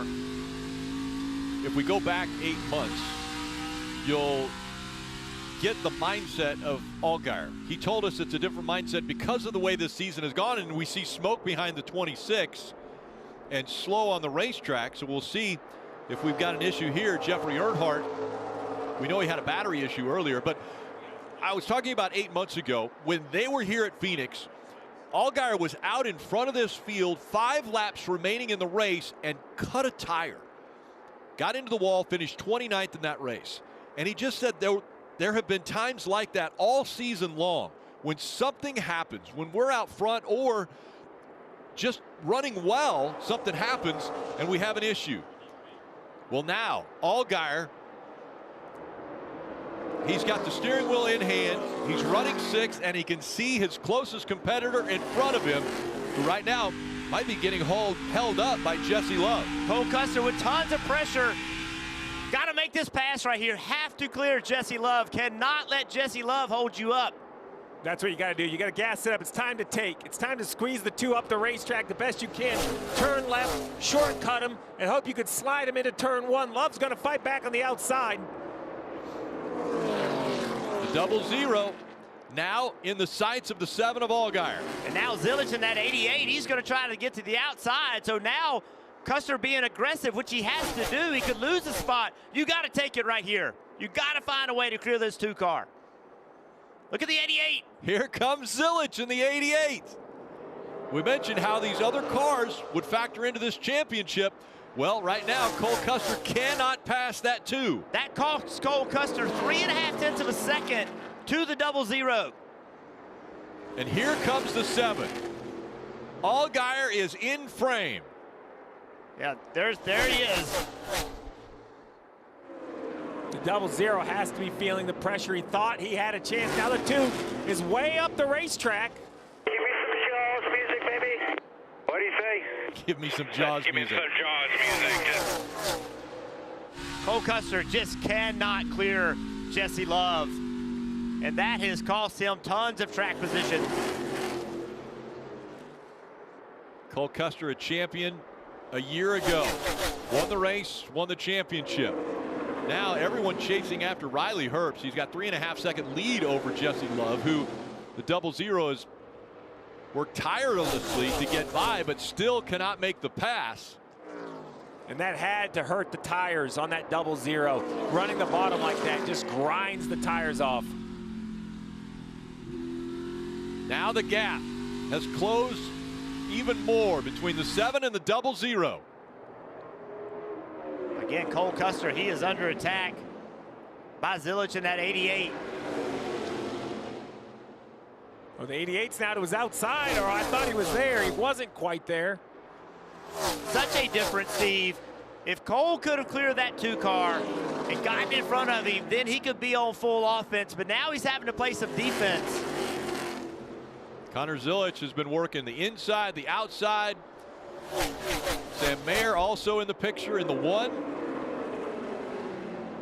And then Allgaier. What a turn of events for Justin Allgaier. Allgaier shifting. Allgaier found that speed when he jumped to the outside of the 20 and a couple other cars. You have to wonder if the 00 can risk moving up to that upper lane. That's really what worked for Jesse Love up here at the front of the train, right? He was forced to the outside by the 00, and I think it's helped the 2 now that he's running the second lane. Look at him, not even trying to get to the yellow line. While this battle is going on, Riley Herbst is waving goodbye. He is 3.5 seconds ahead of this group. Yeah, trying to check out on the field. What a ending to his season it would be if he could end up in victory lane. Now the 7 of Allgaier, he got to this group, but nothing has happened since that. Really, he has not been able to close the gap. And this is Junior Motorsports right now, running 4th, 5th, and 6th with Zilich, Mayer, and Allgaier. And Allgaier can't get by him. Custer changed his lane, went to the top of the racetrack. I think it was time, Jeff. I think he had to do something, and that right there is why. As long as the 88 can't get him off his line, I think the 00 needed something different for his car. It was a risk I think he had to take. Let's look at the lap time. Is that an improvement for Custer? He was running about a 29.4, 4th quickest on the racetrack that time by. Dave. They just, you heard it on the radio, got to move up. Earlier in the race, Cole Custer knew that the 7 was so much better than him on the long run. He opined about it to his crew, and they have worked on this 00 car for the long run. But the 7 has come from behind again and is trying to chase down this 00. Cole is hanging on for his dear life now. And remember, you just have to finish in front of the other 3 Champ 4 contenders for the title. And right now, Cole Custer holds that coveted position. The 7 of Allgaier, he answered the call. He saw the 00 move up the racetrack. Allgaier having to try something different. He went to the top. Momentum. Can he close the gap on Sam Mayer? This is so intense inside the race car. You know the laps are winding down for a championship. You have to find every thousandth of a second in that race car. The danger is pushing too hard, trying too hard, getting the car out of the groove. If Cole Custer overdrives the car by 10 feet, he could miss the groove, get out, and then be in big trouble. But he has to be willing to do it if he's going to get away from this 7. Cole Custer giving so much credit to JT, Jonathan Toney, his crew chief, wanting to get them back to championship contention. Rick, speaking of. Yeah, so the upper lane worked for the 7, but now 2 cars behind him is the 21 of Austin Hill. You can see Jonathan Toney mesmerized by the screen. Jim Pullman focused on it as well. The 7 is under attack, though. The 1's behind him, the 21 behind him. This all changed when the 00 decided to move up a lane. That was a gamble that was either going to end it or save him. And Austin Hill is not going to mess around with the 1 of Sam Mayer. He's got to get this spot. Under 11 laps to go in the championship. Yeah, 11 miles for a whole season. Think about the day that the 7 has had up and down. Top of the screen, you see the 00 now has 88 to his left side. That's not going to allow him to turn down on corner exit. He has to be very careful. That would hurt his corner exit, but he's gained on the 2. Now Cole Custer gave him something different. Went to the bottom of the racetrack. Oh, I like it. I think Cole has a shot right here to pass the 2 in the next lap or 2. And to your point, Jeff, that could be the championship. In front of the 2 in clean air is his only chance. Oh, here it is, up the hill, gas it up. He's got to get to the outside of the 2. Can't do it. And right behind him is the 88. Coming up on 9 laps to go. Connor Zilich with a run on that inside line. Allgaier trying to find something in this 7 car. This could be the championship right here. Right here. A real high line out of the 00 this time. Very tight racing.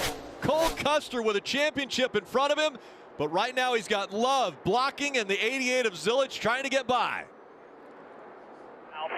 Custer did not have good exit speed that time. Zilic underneath him. Cole Custer has got to find a way to keep this 88 behind him through this set of corners.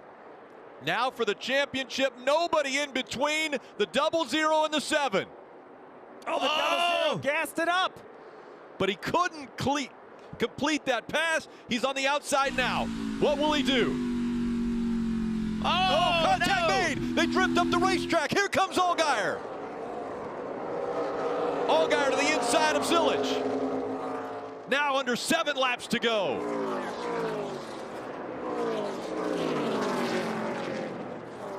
The title tightening up. Here comes Allgaier. Cole Custer's got to narrow up. This is it right here. He's got to be a little lower. He likes the top, but he's widened it up too much. A really tight turn for Allgaier. Can he hang on to it? Bring it back home, bring it back in. Allgaier out in front. The championship in front of him. What a drive with fresh tires from the back after such an up and down night. Can the 00 counter? Allgaier under 6 laps to go. Cole Custer had a really good 1 and 2 that time. Got back to the bumper to the 7 car. Now just 5 laps remaining. You're as good as him. Some traffic up front for the 7. The 2 of Jesse Love will make short work, but will this slow the 7 down?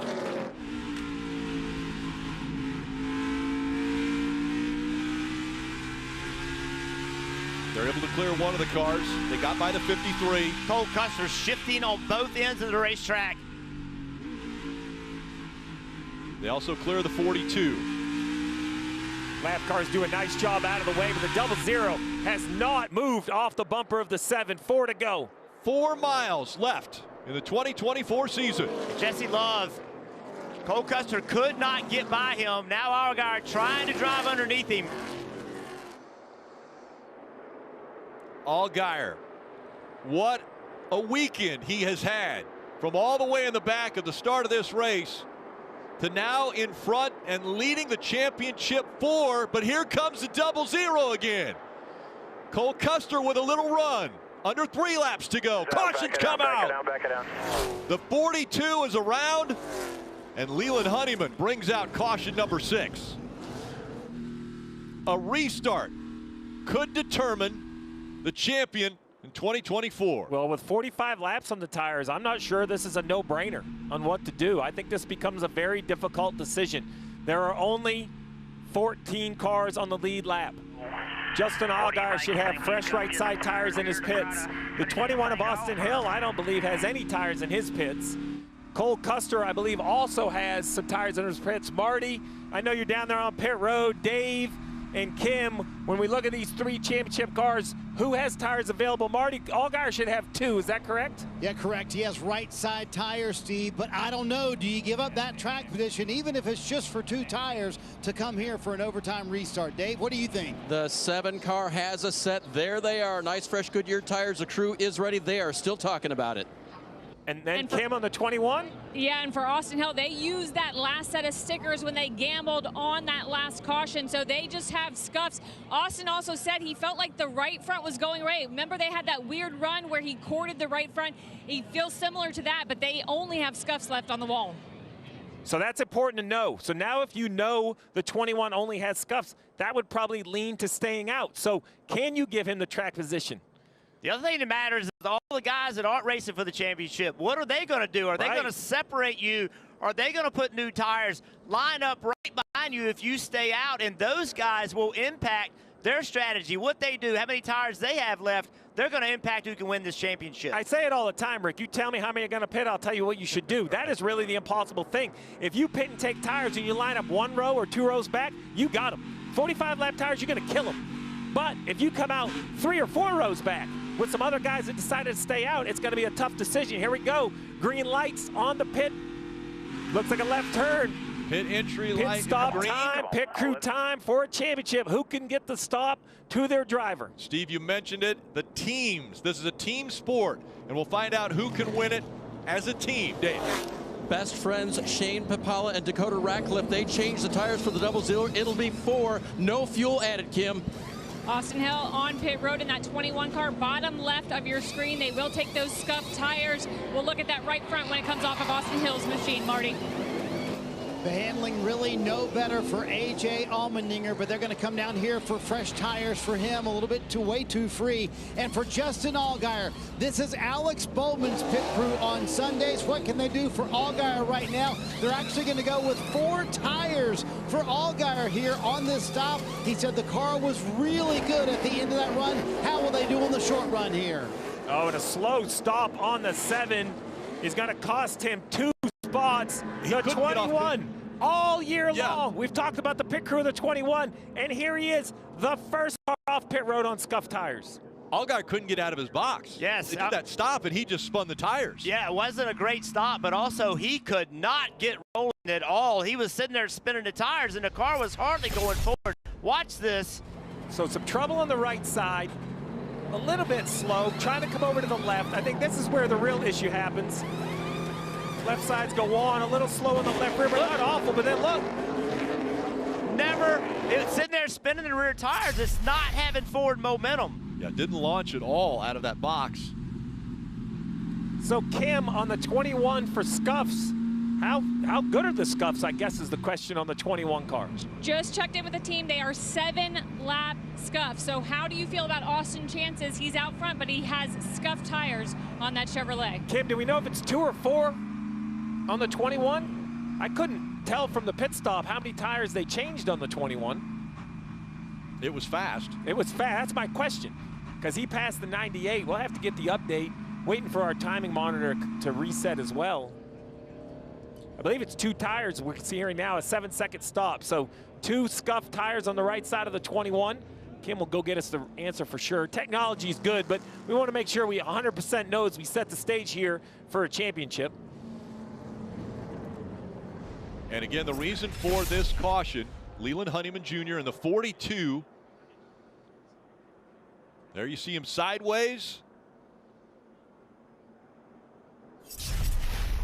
And not able to continue rolling, and so the caution came out, which means a restart. It means overtime. And Austin Hill, what a stop they had. Kim, have we got verification on how many tires? Yes, verification, right sides only, 7-lap scuffs, right sides. Right now, the decision where to make the choose. The bottom nor the top has worked well for Austin, but he's got clean air, so we'll see what he decides. Well, the pit crew has got him out there. Now, what do you do with it, Steve? That's the question. Are those 2 scuffed right side tires, are they enough to compete against 4 fresh? Well, Austin Hill told us on Tuesday he just wanted a chance to muscle up. I think this is the chance, right? They would much rather have fresh tires to put on it. A lot of things you would like to do different to get you in this spot. And Allgaier would like to have a car they didn't have to drive so hard to make up for a couple issues, right? But here we are. This is what they have. This is the hand that they're currently dealt. I know he wants the ball late in the game. However, I do not understand how he can do it on scuffed tires. I just don't know that this car is going to have the grip. Still waiting on the choose to determine which lane they're going to be in. And DJ, what do you think? You know, as a driver, this position you want to be in, you want it in your hands. But when you're at a little bit of a deficit, as Austin Hill is, I think you just give it everything you possibly have and hope that you can get the most from those tires. Yeah, and Brad knows this. And when you're in a championship game, give me the ball. That's what you. Yeah. They've given these guys the ball. Now it's, do they step up? Can they step up? In this thing, or in this last few laps, one of these guys is going to come out of championship.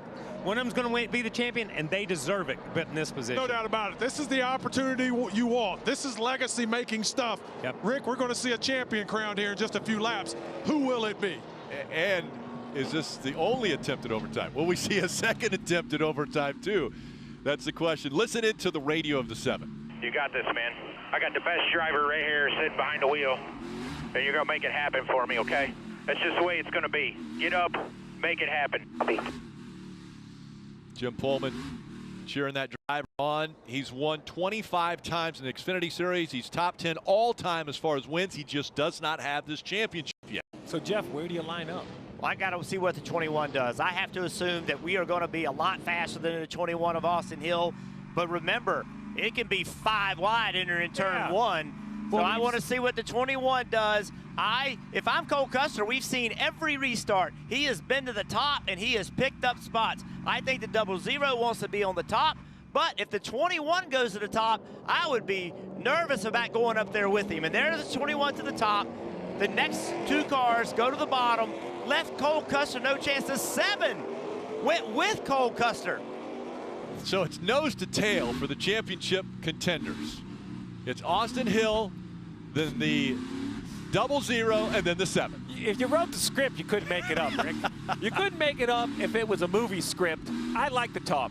I think it won't look great right away, but if you can get clean into 1 and 2, I think your best chance to win the race is to exit turn 2 with momentum off the top lane. The problem I have with the top, and we're going to find out what's going to happen, it's going to get wild in turn 1 and at the start-finish line. But the 7 of Allgaier lining up behind the 00 puts the 20, a very fast race car, underneath him, and the 21 is on old tires. I'm super nervous for the outside row behind Hill. How are they going to get by him? Just remember, there are 4 of them. Don't forget about Allmendinger back there. I know he's not in the mix, but if these 3 get as aggressive as we think they could, that can bring Allmendinger into it. In the 20 car, he's racing for a championship for his car owner, a line for him to go get here. It's overtime, presented by Credit One Bank. Green flag back in the air. A big run for the 7. He tried to go high. Now looking low. They're both trying to get by that 21 as they dive into turn 1. Here comes the 7 to the inside. Allgaier is going to pass both of them. Custer tried to get to the outside of the 21. It simply did not work. And the 31 is around. That will probably bring a caution out. Does it get out? Yes, it does, before they get to the white flag. So it will be another overtime. But a great restart by Allgaier, and that's going to separate him potentially. We'll have to see how they're going to do the lineup, but potentially that's going to separate him with several cars in between he and the other championship contenders. Jim Pullman told him to go get it done. That 1 and 2 was a career corner for the 7 of Allgaier. Nope. You mentioned that the 00 kind of got up top, trying to get to the right side of the 21. The 7 crossed him over. What a move. All right, no mistakes. So Allgaier is now right behind Love. Looks like Riley Herbst is questioning the positioning. So he's driving beside the 7 now. Yeah, so basically what NASCAR does right here is they go back to the last loop crossed under green flag conditions. This is not the scoring that will be done by camera because it doesn't determine the finish of the race. This is purely electronic, but Riley has every right to do that. That's how you signify to the tower you question the lineup. You ride side by side. They'll quickly offset where everybody needs to be. Let's go back and revisit that restart. Everybody got really aggressive. Remember, Austin Hill with older tires. We talked about how is this going to work on the outside. Immediately, Allgaier tries to get to the outside of Custer. Couldn't make it work. Watch the 00. He all day has made the outside work, but the 21 doesn't stick.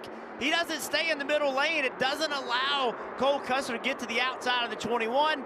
Allgaier saw it, drove to the bottom of the 21, and got his spot. 6th to 2nd in about 3/4 of a mile. And maybe even bigger, the 00 of Cole Custer got so bottled up behind that group, he might be 5-6 positions behind that 7 of Allgaier. Exactly, and this is the reason for the caution. You can see 3-4 wide getting into turn 1. Eventually, it's not going to work out for somebody. Yeah, it was Parker Retzlaff that hit it up around. Big hit. Yeah, hard into the wall from the back of that car. Listen in to Cole Custer's radio. 21 just, yeah, for sure, for sure. He saw me go on top and he just stopped us. He did. Listen, the 21 knew the 00 was looking outside. The 21's racing for a championship, and he made a defensive move up the racetrack. That's what the 21's supposed to do. I have no problem at all with that move from this driver right here of the 21. I think Austin Hill did what he needed. His play-by-play is pretty accurate. Custer would be great at our jobs because it did stop him. And the 7, the ability for the 7 to get checked up and turn middle 3 wide, Jeff, was really the move. Well, look, I'm not saying that. I'm not even so sure that Hill intentionally meant to be there. Remember, he's on older tires. That's why I didn't like them lining up behind him. How is he going to get to the outside? Austin Hill has no choice but to carry speed into turn 1 on older tires. There's no way it's going to stay in its lane the way the other cars are on fresh tires. That's why I didn't like them lining up behind him. All right. Well, now you're the 7. So where are you going to line up now? Whatever the front row is, whatever that 2 car goes. So you'll line up bottom front row. Wherever that 2 car goes, I'm going the other way. I want the front row. I want to take control of this, period, end of story. And don't. I thought I was giving him a hard question, but he had a pretty solid answer. It was really quick, actually. Like he's won a few of these things. All right, Marty, what about the 7? Justin Allgaier asked his spotter Eddie DeHunt, would the 2 be willing to give me the top lane now that his teammate is not a factor? Eddie DeHunt did ask that question, but I agree with you, Jeff. I think they are thinking front row, wherever that needs to be, but they would like the top, Kim. And for Austin Hill, he told his team he tried to do everything he could on that last restart. Remember, he's got older tires, took those scuffs on the right side. The team trying to rally him, tell him we're proud of you. Still, anything can happen, trying to keep his head in the game, Dave. Custer would hope to pick up a couple of positions here on the choose. Remember, it was a green-white checkered overtime last year that took Custer to the championship, Marty. A.J. Allmendinger did not get the start that he wanted on the last restart, Dave, but these short runs could play to their favor. Sitting in 10th right now, but as crazy as that last one was, you never know what can happen here in the final few laps here at Phoenix. Yeah, that's one thing we've learned, Marty. You just never know what can happen. How many times have we seen it, Rick? You can't predict it. And don't forget, Jesse Love in that 2 car, he's here to win a race. Yes. He has 1 career win. He wants to win this race. He's going to do what he has to. Every indication is that he is going to go to the top right here. He's up the racetrack behind the pace car. He wants the top. That gives him the best chance to win this race. That's where he goes. Allgaier wanted the top. He said, no, I'm here to win the race. You got to get it done from down there. So we just got a great update from our 4 drivers that are racing for a driver's championship this evening. So Rick, you've mentioned it a couple times. I know it's complicated for a fan that doesn't follow the Xfinity Series a lot. But the 20 car, the second car on the inside, driven by Eric Almirola, runs multiple drivers. But they're eligible for the Owners' Championship. They have won. They have gone through the same bracket as these other guys. They've continued to advance. I only say that because I think, as you mentioned, Jesse Love here to win a race. Well, Eric Almirola is here to win an Owners' Championship, and he is racing the 7 of Allgaier for the Owners' Championship. JRM is in that battle as well. We will see if this changes how the 20 races them. The field in the hands of Jesse Love. Allgaier on his inside. Shine, and remember, the driver of that 20 car, he has 3 Cup Series wins. He knows how to win these races, and driving for Joe Gibbs, going there to run a limited schedule was about these moments. Who's the best at restarts? It's coming down to potentially this restart right here to determine a champion. Howard.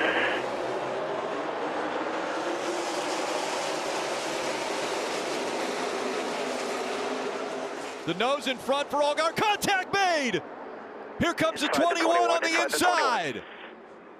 The 21 up the racetrack. Again, contact made. Allgaier out in front. Riley Herbst running second. Take the white now.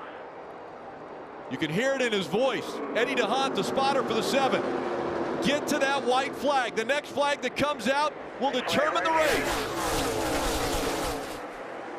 Allgaier was out front in the spring race here, but a problem sent him into the wall. Here comes the 98 of Riley Herbst. He'll be fighting for the win. Right with you, though, trying to get left side. For the final time down the backstretch, here comes Riley Herbst racing for the win, but it will be the most decorated driver in the field. Justin Allgaier is a NASCAR Xfinity Series champion.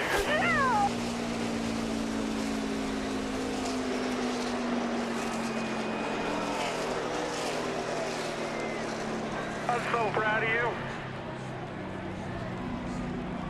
Boys. you all so much, man. I didn't want to get emotional, I'll be honest with you, but, man, I can't tell you all how much I appreciate it. This is awesome.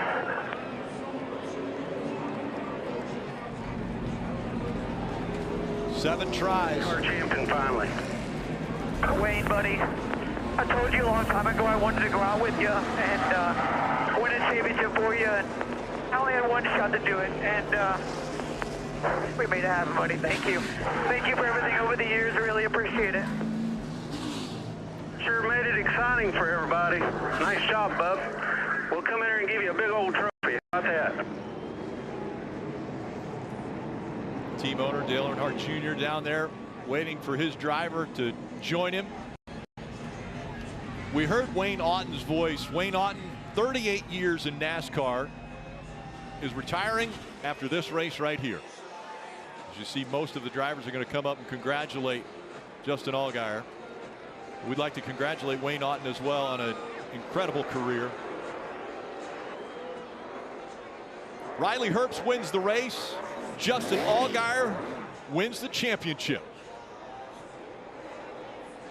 Just an incredible drive, and for all the mistakes and everything, the last set of corners, the 7, understanding what was on the line and kind of giving deference to Herbst, not challenging a driver that didn't need to be challenged, instantly showed his experience, his mental awareness.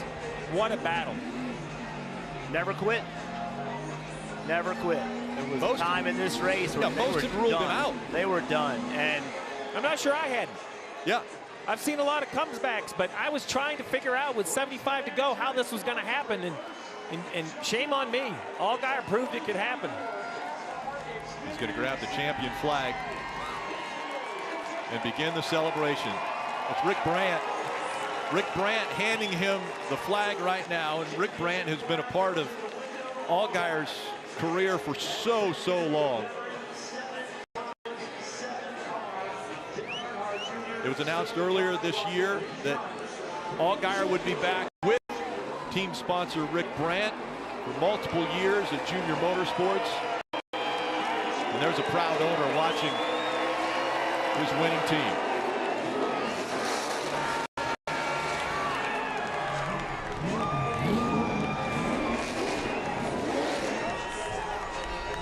You know, I've known you for, I don't know, how long we known each other. I've been waiting to say this a long time. A lot of people call you friend. 2 of them call you dad. 1 of you calls him a husband. A lot of people call you friend because you are a great person. And guess what? Everybody has to call you champion today, brother. So proud of you.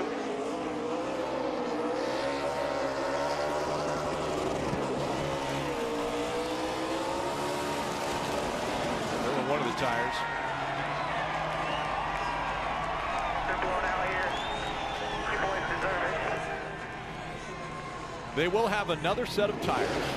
Wayne Auten told us this, that they'll put on so that he can roll back into his championship celebration area.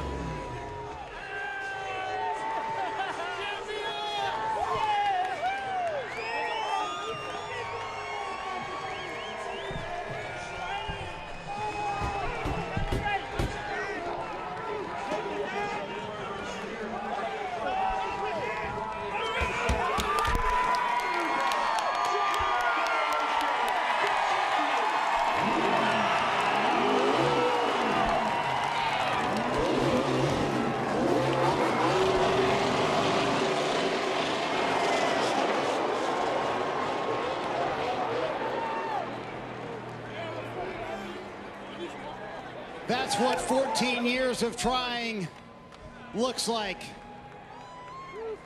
It took Justin Allgaier that long to make it happen. 7 trips to the championship 4, and tonight he finally does it.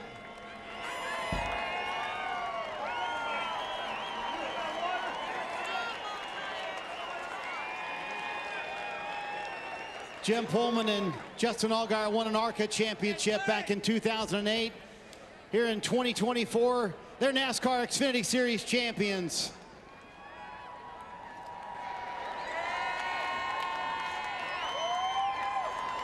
The boss man in with a hug.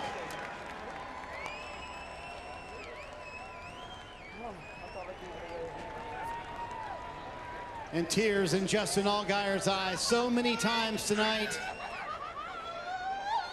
Kelly Earnhardt Miller, as they like to say, the real boss at Junior Motorsports in with a much deserved hug. LW Miller as well.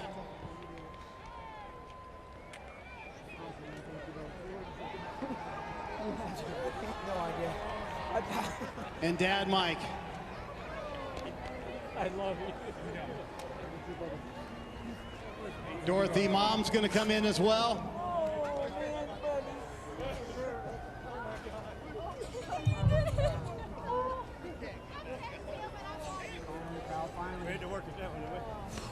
Well, Justin, so many times tonight, I think everybody else in the field counted you out. Did you ever count yourself out tonight? Yeah, like 10 times. You fans are awesome. I don't think I have a voice left because I was yelling, but I'm doing this a long time. And these people that are standing around me, I can't, there's no words.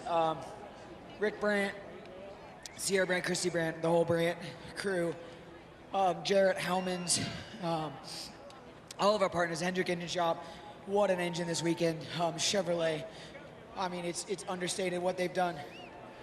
My wife and my kids, they have given up so much for me to come do this job, and God's good, man. I said it all week, and I don't know what the plan is. I don't know what that looks like, but he's got a reason for everything, and tonight is truly that. It's mind-blowing. It's mind-blowing. It really is. Harper and Willow coming in. His daughters. Oh, tears there as well. You know, this weekend was a microcosm, really, of your entire season. So much speed, then problems, Justin, then you guys rally. Have you ever been through a weekend with such a range of emotions, high and low? No. Hi, baby. This team never gave up. Jim Pullman, his leadership skills are second to none, and he told me all weekend that we were going to have a chance, and man, we tried to give it away every which way we could. I was as fast as Xfinity Internet, but on pit road, not on the racetrack where I needed to be. I just wanted to make it exciting for all you fans at home. I guess, I don't know. You know, Dale Jr., Kelly Earnhardt Miller, LW Miller, everybody at Junior Motorsports, all the men and women, all 5 of our race teams. I mean, just the effort that we put in. I'm at a loss for words, and we're going to celebrate this one for sure. It's unbelievable. But I just cannot say thank you enough to everybody that's ever helped me in my career to get to this point. He's 7 times in the championship 4, and we finally got it done. And we're forever a NASCAR champion, and that there's no words like that one. Enjoy some time with the family. We'll see you in a few minutes. We're going to hand out some hardware to Justin Allgaier, the 2024 NASCAR Xfinity Series champion. You saw how much it meant when you saw his family come up. Right now he's hugging Harper and Willow. They have designed his helmet, and there's a horseshoe on there. That's there for a reason. His grandfather carried a horseshoe around with him all the time. The kids knew how important it was for Justin to have that horseshoe on the helmet. He just mentioned it. 7 tries, and in the 7th try, the lucky 7th try, with a horseshoe on the helmet, Justin Allgaier is a NASCAR Xfinity Series champion. The celebration continues from Phoenix Raceway. What a race it was. Riley Herbst won stage 1, won stage 2, and won the race. But in the end, the biggest trophy that was out there for the 4 championship contenders goes to the driver of the 7. He made the right decisions when it was the time to do it. And how emotional did we see Justin Allgaier get, the 38-year-old. Becomes the first driver from Illinois to win an Xfinity Series championship. Justin Allgaier, the 2024 NASCAR Xfinity Series champion.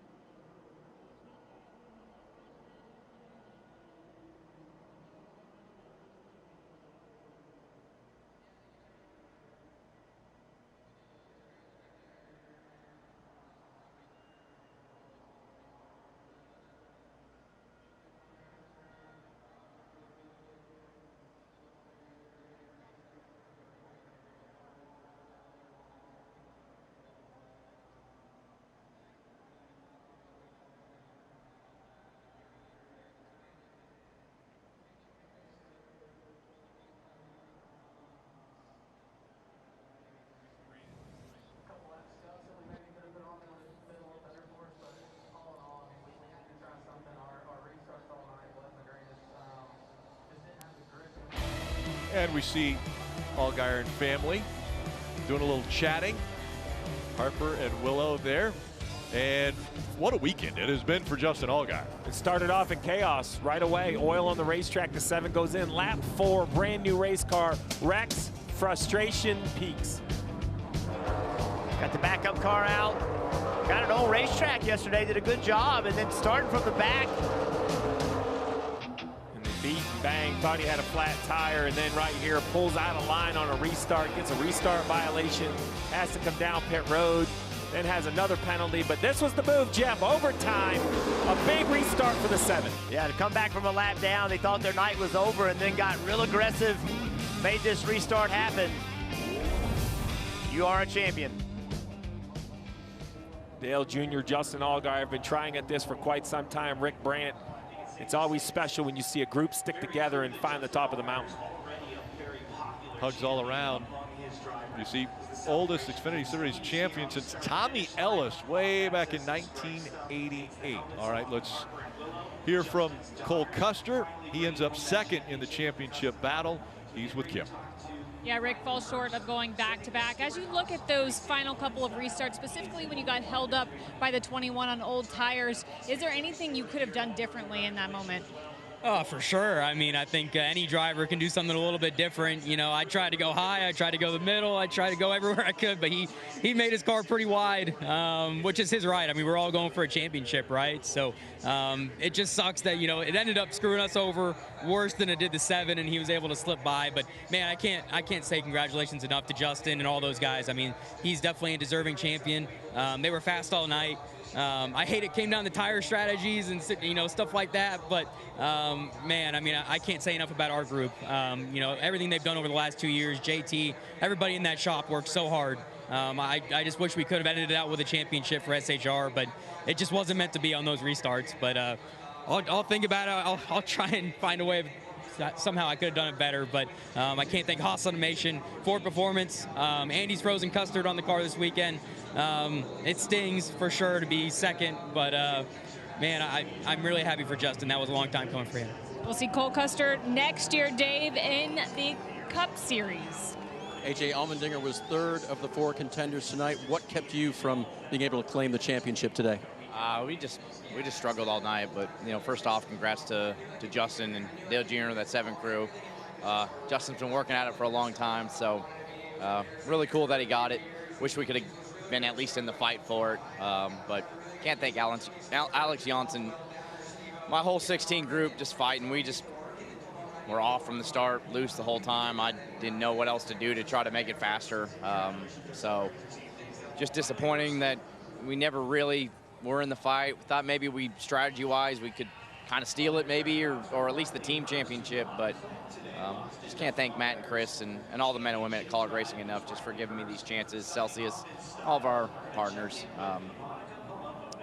Pretty disappointing. It was definitely not lag effort. I don't honestly know what else we can do to be more prepared.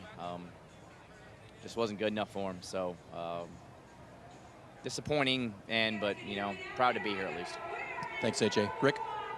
And remember, A.J. Allmendinger had the longest to prepare. Won at Vegas, had a couple weeks that they knew they were part of this Phoenix Championship hunt. For those of you tuning in for Utah State and 21st ranked Washington State, that game will kick off on News Nation. And to find News Nation, go to joininn.com. Well, Rick, I want to tell you, it's been a great 10 years. Really enjoy working with you. You're a good person, great friend. It's been a lot of fun. Love you, brother. 380-something races, Rick. I had no idea what I was doing. I'm still not sure I do. When I came up here 10 years ago, you taught us a lot about television. It's been a great ride, some great calls. We've seen some amazing races, and look forward to some time on the golf course, you and me, in the months and years to come. Well, apparently playing golf with you is good because DJ got a hole-in-one last week with you in the foursome, so maybe it'll work out for me. What a good time it has been watching Justin Allgaier grab that championship. Let's go to pit road and Kim. Austin Hill comes home 4th in the championship standings, but it wasn't for lack of trying. You guys threw everything at it there at the end, strategy-wise, took some big gambles to keep yourself in contention. Where did you guys miss it today, though? Yeah, I mean, tough question to answer right now. We just need to go back and look at it and see where it went wrong. Stage 1, we didn't have a winning race car, but we were better than the other 3, I felt like. Well, the 7 was really good. He drove through the field, so I'm not sure if I was better than him on stage 1, but kind of fought free in stage 1, then we tightened up, and for whatever reason, when we tightened up, it just started over slipping the fronts, but it wasn't helping the rear grip any. Like, I still was loose on entry, so yeah, maybe I just need to ask for the car, you know, our Bennett Chevrolet, to just stay on the free side all day. Might have got us behind there on adjustments, but yeah, and then we came in, you know, with the 7 and put on stickers. We drove up through there, and I saw the 7 and the 00 fighting it out, and I knew we were running out of laps, but I thought if they got to battling, I could have had a shot because we were running some decent lap times there. And when the caution came out, I knew we were going to be at a tire deficit, and we had to try something. We put the right side tires on it, and just got down into 1, and I drove as deep as I could, just trying to protect from out back, and overslipped the front tires, started sliding, and then I saw the 00 trying to get to my right rear, and I didn't want him to get to my outside, so kind of like slid up the track, and then he got in the back of me, and then coming off the corner, I was sideways, and it allowed the 7 to get by both of us just because I couldn't put the throttle down. But a lot of hard racing out there. I want to say congrats to the 7 team. Justin Allgaier has been doing this for a really long time. I think this was his like 7th playoff appearance, and to see him finally get it done, you know, I'm very happy for him. I'm happy for his family. He's a great guy to be around. So great competitor. Been fun racing with him all year. So hats off to Junior Motorsports for getting it done.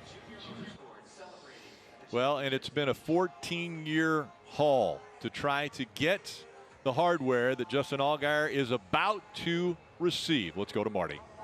Rick, we have a whole host of people up here on the stage ready to celebrate, including Steve O'Donnell, Chief Operating Officer of NASCAR. Wayne Aughton, the retiring Director of the NASCAR Xfinity Series. Matt Lederer, Vice President of Brand Partnerships and Activation with Comcast. And Steve, I'm gonna let you do the honors. Well, thank you. Unbelievable. Junior Motorsports, Dale, Kelly, Justin, couldn't ask for a better champion. I've never seen a guy persevere year in and year out, stay after it. I know this was a tough weekend, but this describes everything about you. You stayed with it, you won, you represent this sport, you are NASCAR. We thought it was only appropriate that a guy who's retiring for us, who's a legend in the sport, gives it to the next legend in the Xfinity Series. So congratulations, buddy.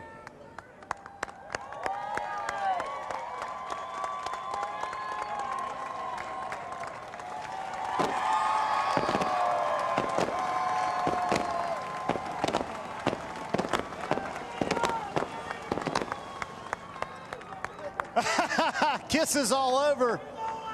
14 years.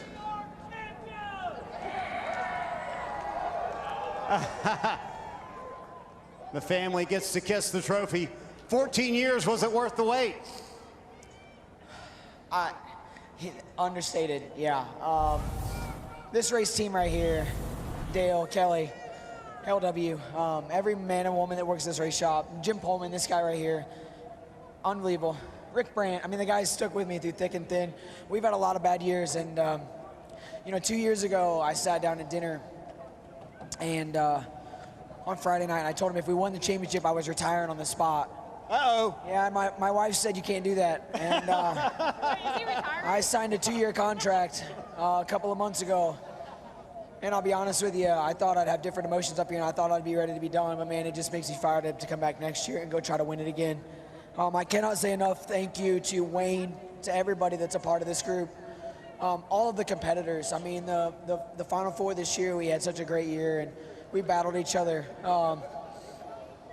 I mean, there's just no words, man. It's, I don't have a voice. I lost it because I was yelling, going around the racetrack at just how excited I was. But, you know, I wanted to win the race and the championship. But, man, I'll take a championship all day and run second. The fans are amazing. You know, the industry folks, all the media. It's unbelievable, man. It truly is. And, you know, we moved to the CW on broadcast, and you fans pay a premium for these tickets. I just wanted to give you all a show tonight and speed on pit road and free start violations and all that fun stuff. But I'd have been okay with it being a little easier than it was. We're going to let Justin Allgaier save a little bit of voice. Let's talk to Dale Earnhardt Jr., the winning car owner. I know you wanted this for him personally, maybe more than anyone who's ever driven for you, because he has put in so much. Yeah, he has. He's worked so hard. He's gave so much to our team. Thank you. Thank you, buddy. He's just done so much for us. If there's a, you know, an image in a dictionary of a model race car driver, it's him. He's been incredible for our partners. Anyone that's worked with him on the partner side loves him. He goes above and beyond there. And he drives hard. Sometimes too hard, but I'd rather have a driver like that going forward all the time and pushing as hard as he can. He's a lot of fun. We've had a lot of fun over the years, but I've badly, badly wanted him to get this championship because he's a champion. He deserves it. You were funny because when he mentioned the retirement word, you like pulled me aside like, wait, what? you got to be relieved that he's like, okay, I'm not going to do that. I wouldn't blame him if he did. What a way to go out. But I know he's got a little bit left in the tank, and we're going to have some more fun. We're going to win some more races. But this is going to be a great, great celebration. I can't wait to see the rest of the company. Everybody works so hard at Junior Motorsports to be competitive, and this is a tough, tough series. And it's great of Austin Hill to come by and congratulate him as well. Justin Allgaier, the 2024 NASCAR Xfinity Series champion. Big crowd around the stage there. And again, it's Allgaier's night for his championship. But we have to remember that he didn't win the race. Riley Herbst won the race. Let's hear from the race winner. He's with Dave. Well, let's jump in with Riley in the midst of the high fives and congratulations. You seem to be coming out for the big moments. The first win right in front of your hometown crowd. The next win, Indianapolis. And then with everybody watching, you win on championship weekend as a non-playoff driver. Riley, what does this mean?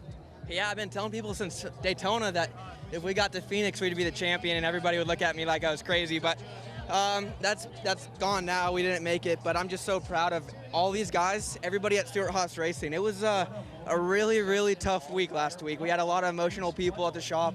This place was home for me for 4 years. It's built me to what I am now, and that's a winning race car driver in the Xfinity Series. And yeah, I'm just so proud of Davin, all the guys on the 98 team. It's been a hell of a run the last 4 years. Thank you so much to every man and woman at Stewart-Haas Racing. I love you guys all so much. Monster Energy, Mitch Covington, I hope you're doing well. This one's for you, and I'm gonna go win the Baja 1000 with my cousins next week too. So I'm proud to go do that, but I'm so excited for Stewart-Haas Racing, Monster Energy, Terrible Herbst, everybody that supports me, and we'll see what next year holds. What a way to bring it home. Riley Herbst, the winner tonight at Phoenix. All smiles there. Again, a reminder coming up next, college football. It's Utah State at 21st ranked Washington State. Let's check in with the pit box. And DJ, did that one entertain you? Highly, yes, Rick. And you know what's a great thing is whenever good people have good things happen to them, and he had to earn that. I mean, gosh, if you talk about what it's like going out and having to win and do everything you can to become a champion in this sport, Justin Allgaier is the model for that. He's done everything in this. Now he's the champion. And, you know, Kyle, sometimes things just make us smile and feel good inside, and this is one of those. Yeah, this is one of them. This race was a microcosm of his whole year. Win, go backwards, go forward, everything. But I think the emotion you heard in his voice, you saw Dale and Kelly, you saw the other competitors. They wanted this guy to win. People have been pulling for him for 7 years to get to this point. But the moments with his mom and dad, the moments with his little girls, the moments with his wife, this is what sports are all about. You know what I mean? In the end, when it's all said and done, we can take all the political stuff out of the sport. We can take all the business out of it. And it's just the heart of an athlete, and I think that's what we saw in Justin Allgaier. Yeah, and it's almost a big, exhale for Justin Allgaier because he is truly one of the nicest young men you'll ever meet. And you almost would coin him a champion even if he didn't win, just because of the way he purports himself. But this puts the cherry on top for Justin Allgaier. We talked about legacy earlier. This cements his legacy. He was unbelievable. Made some mistakes, but did not give up, and that is the heart of a champion. That's what you want to see. For sure. No give up in Justin Allgaier. Again, This is the Xfinity Series Championship. Tomorrow, the Cup guys get to take the track. I mean, I don't even know what to expect after what we saw tonight, right? The driver that perhaps looked like he had the bleakest outcome ended up persevering in the end. For worthy competitors and potential champions, 2 trying to repeat or get multiple championships, 2 brand new guys that have yet to be a champion. Yeah, this championship race, you just never know what's going to happen. There's so much on the line. Company talked about it, having a heart of a champion and just trying to make something happen, and it puts drivers in very difficult situations, teams as well, but you know, some find a way to do it and others go home very disappointed. Well, I've had the luck of calling both of Justin Allgaier's championships, his ARCA championship back in 2008, and now this one here in the Xfinity Series. What a season it has been, and it's capped off by a great race. Riley Herbst ends up winning. He gets to the start-finish line first and sees a checkered flag, but the first of the Champ 4 is Justin Allgaier. Junior Motorsports gets another title. Justin Allgaier. He is the 2024 Xfinity Series champion.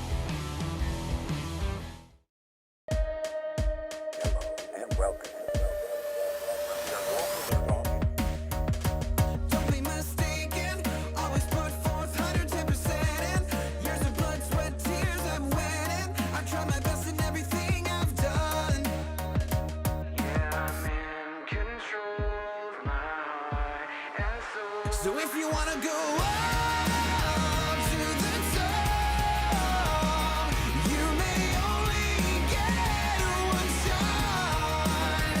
And if there's no shot at the top, always give everything you've got.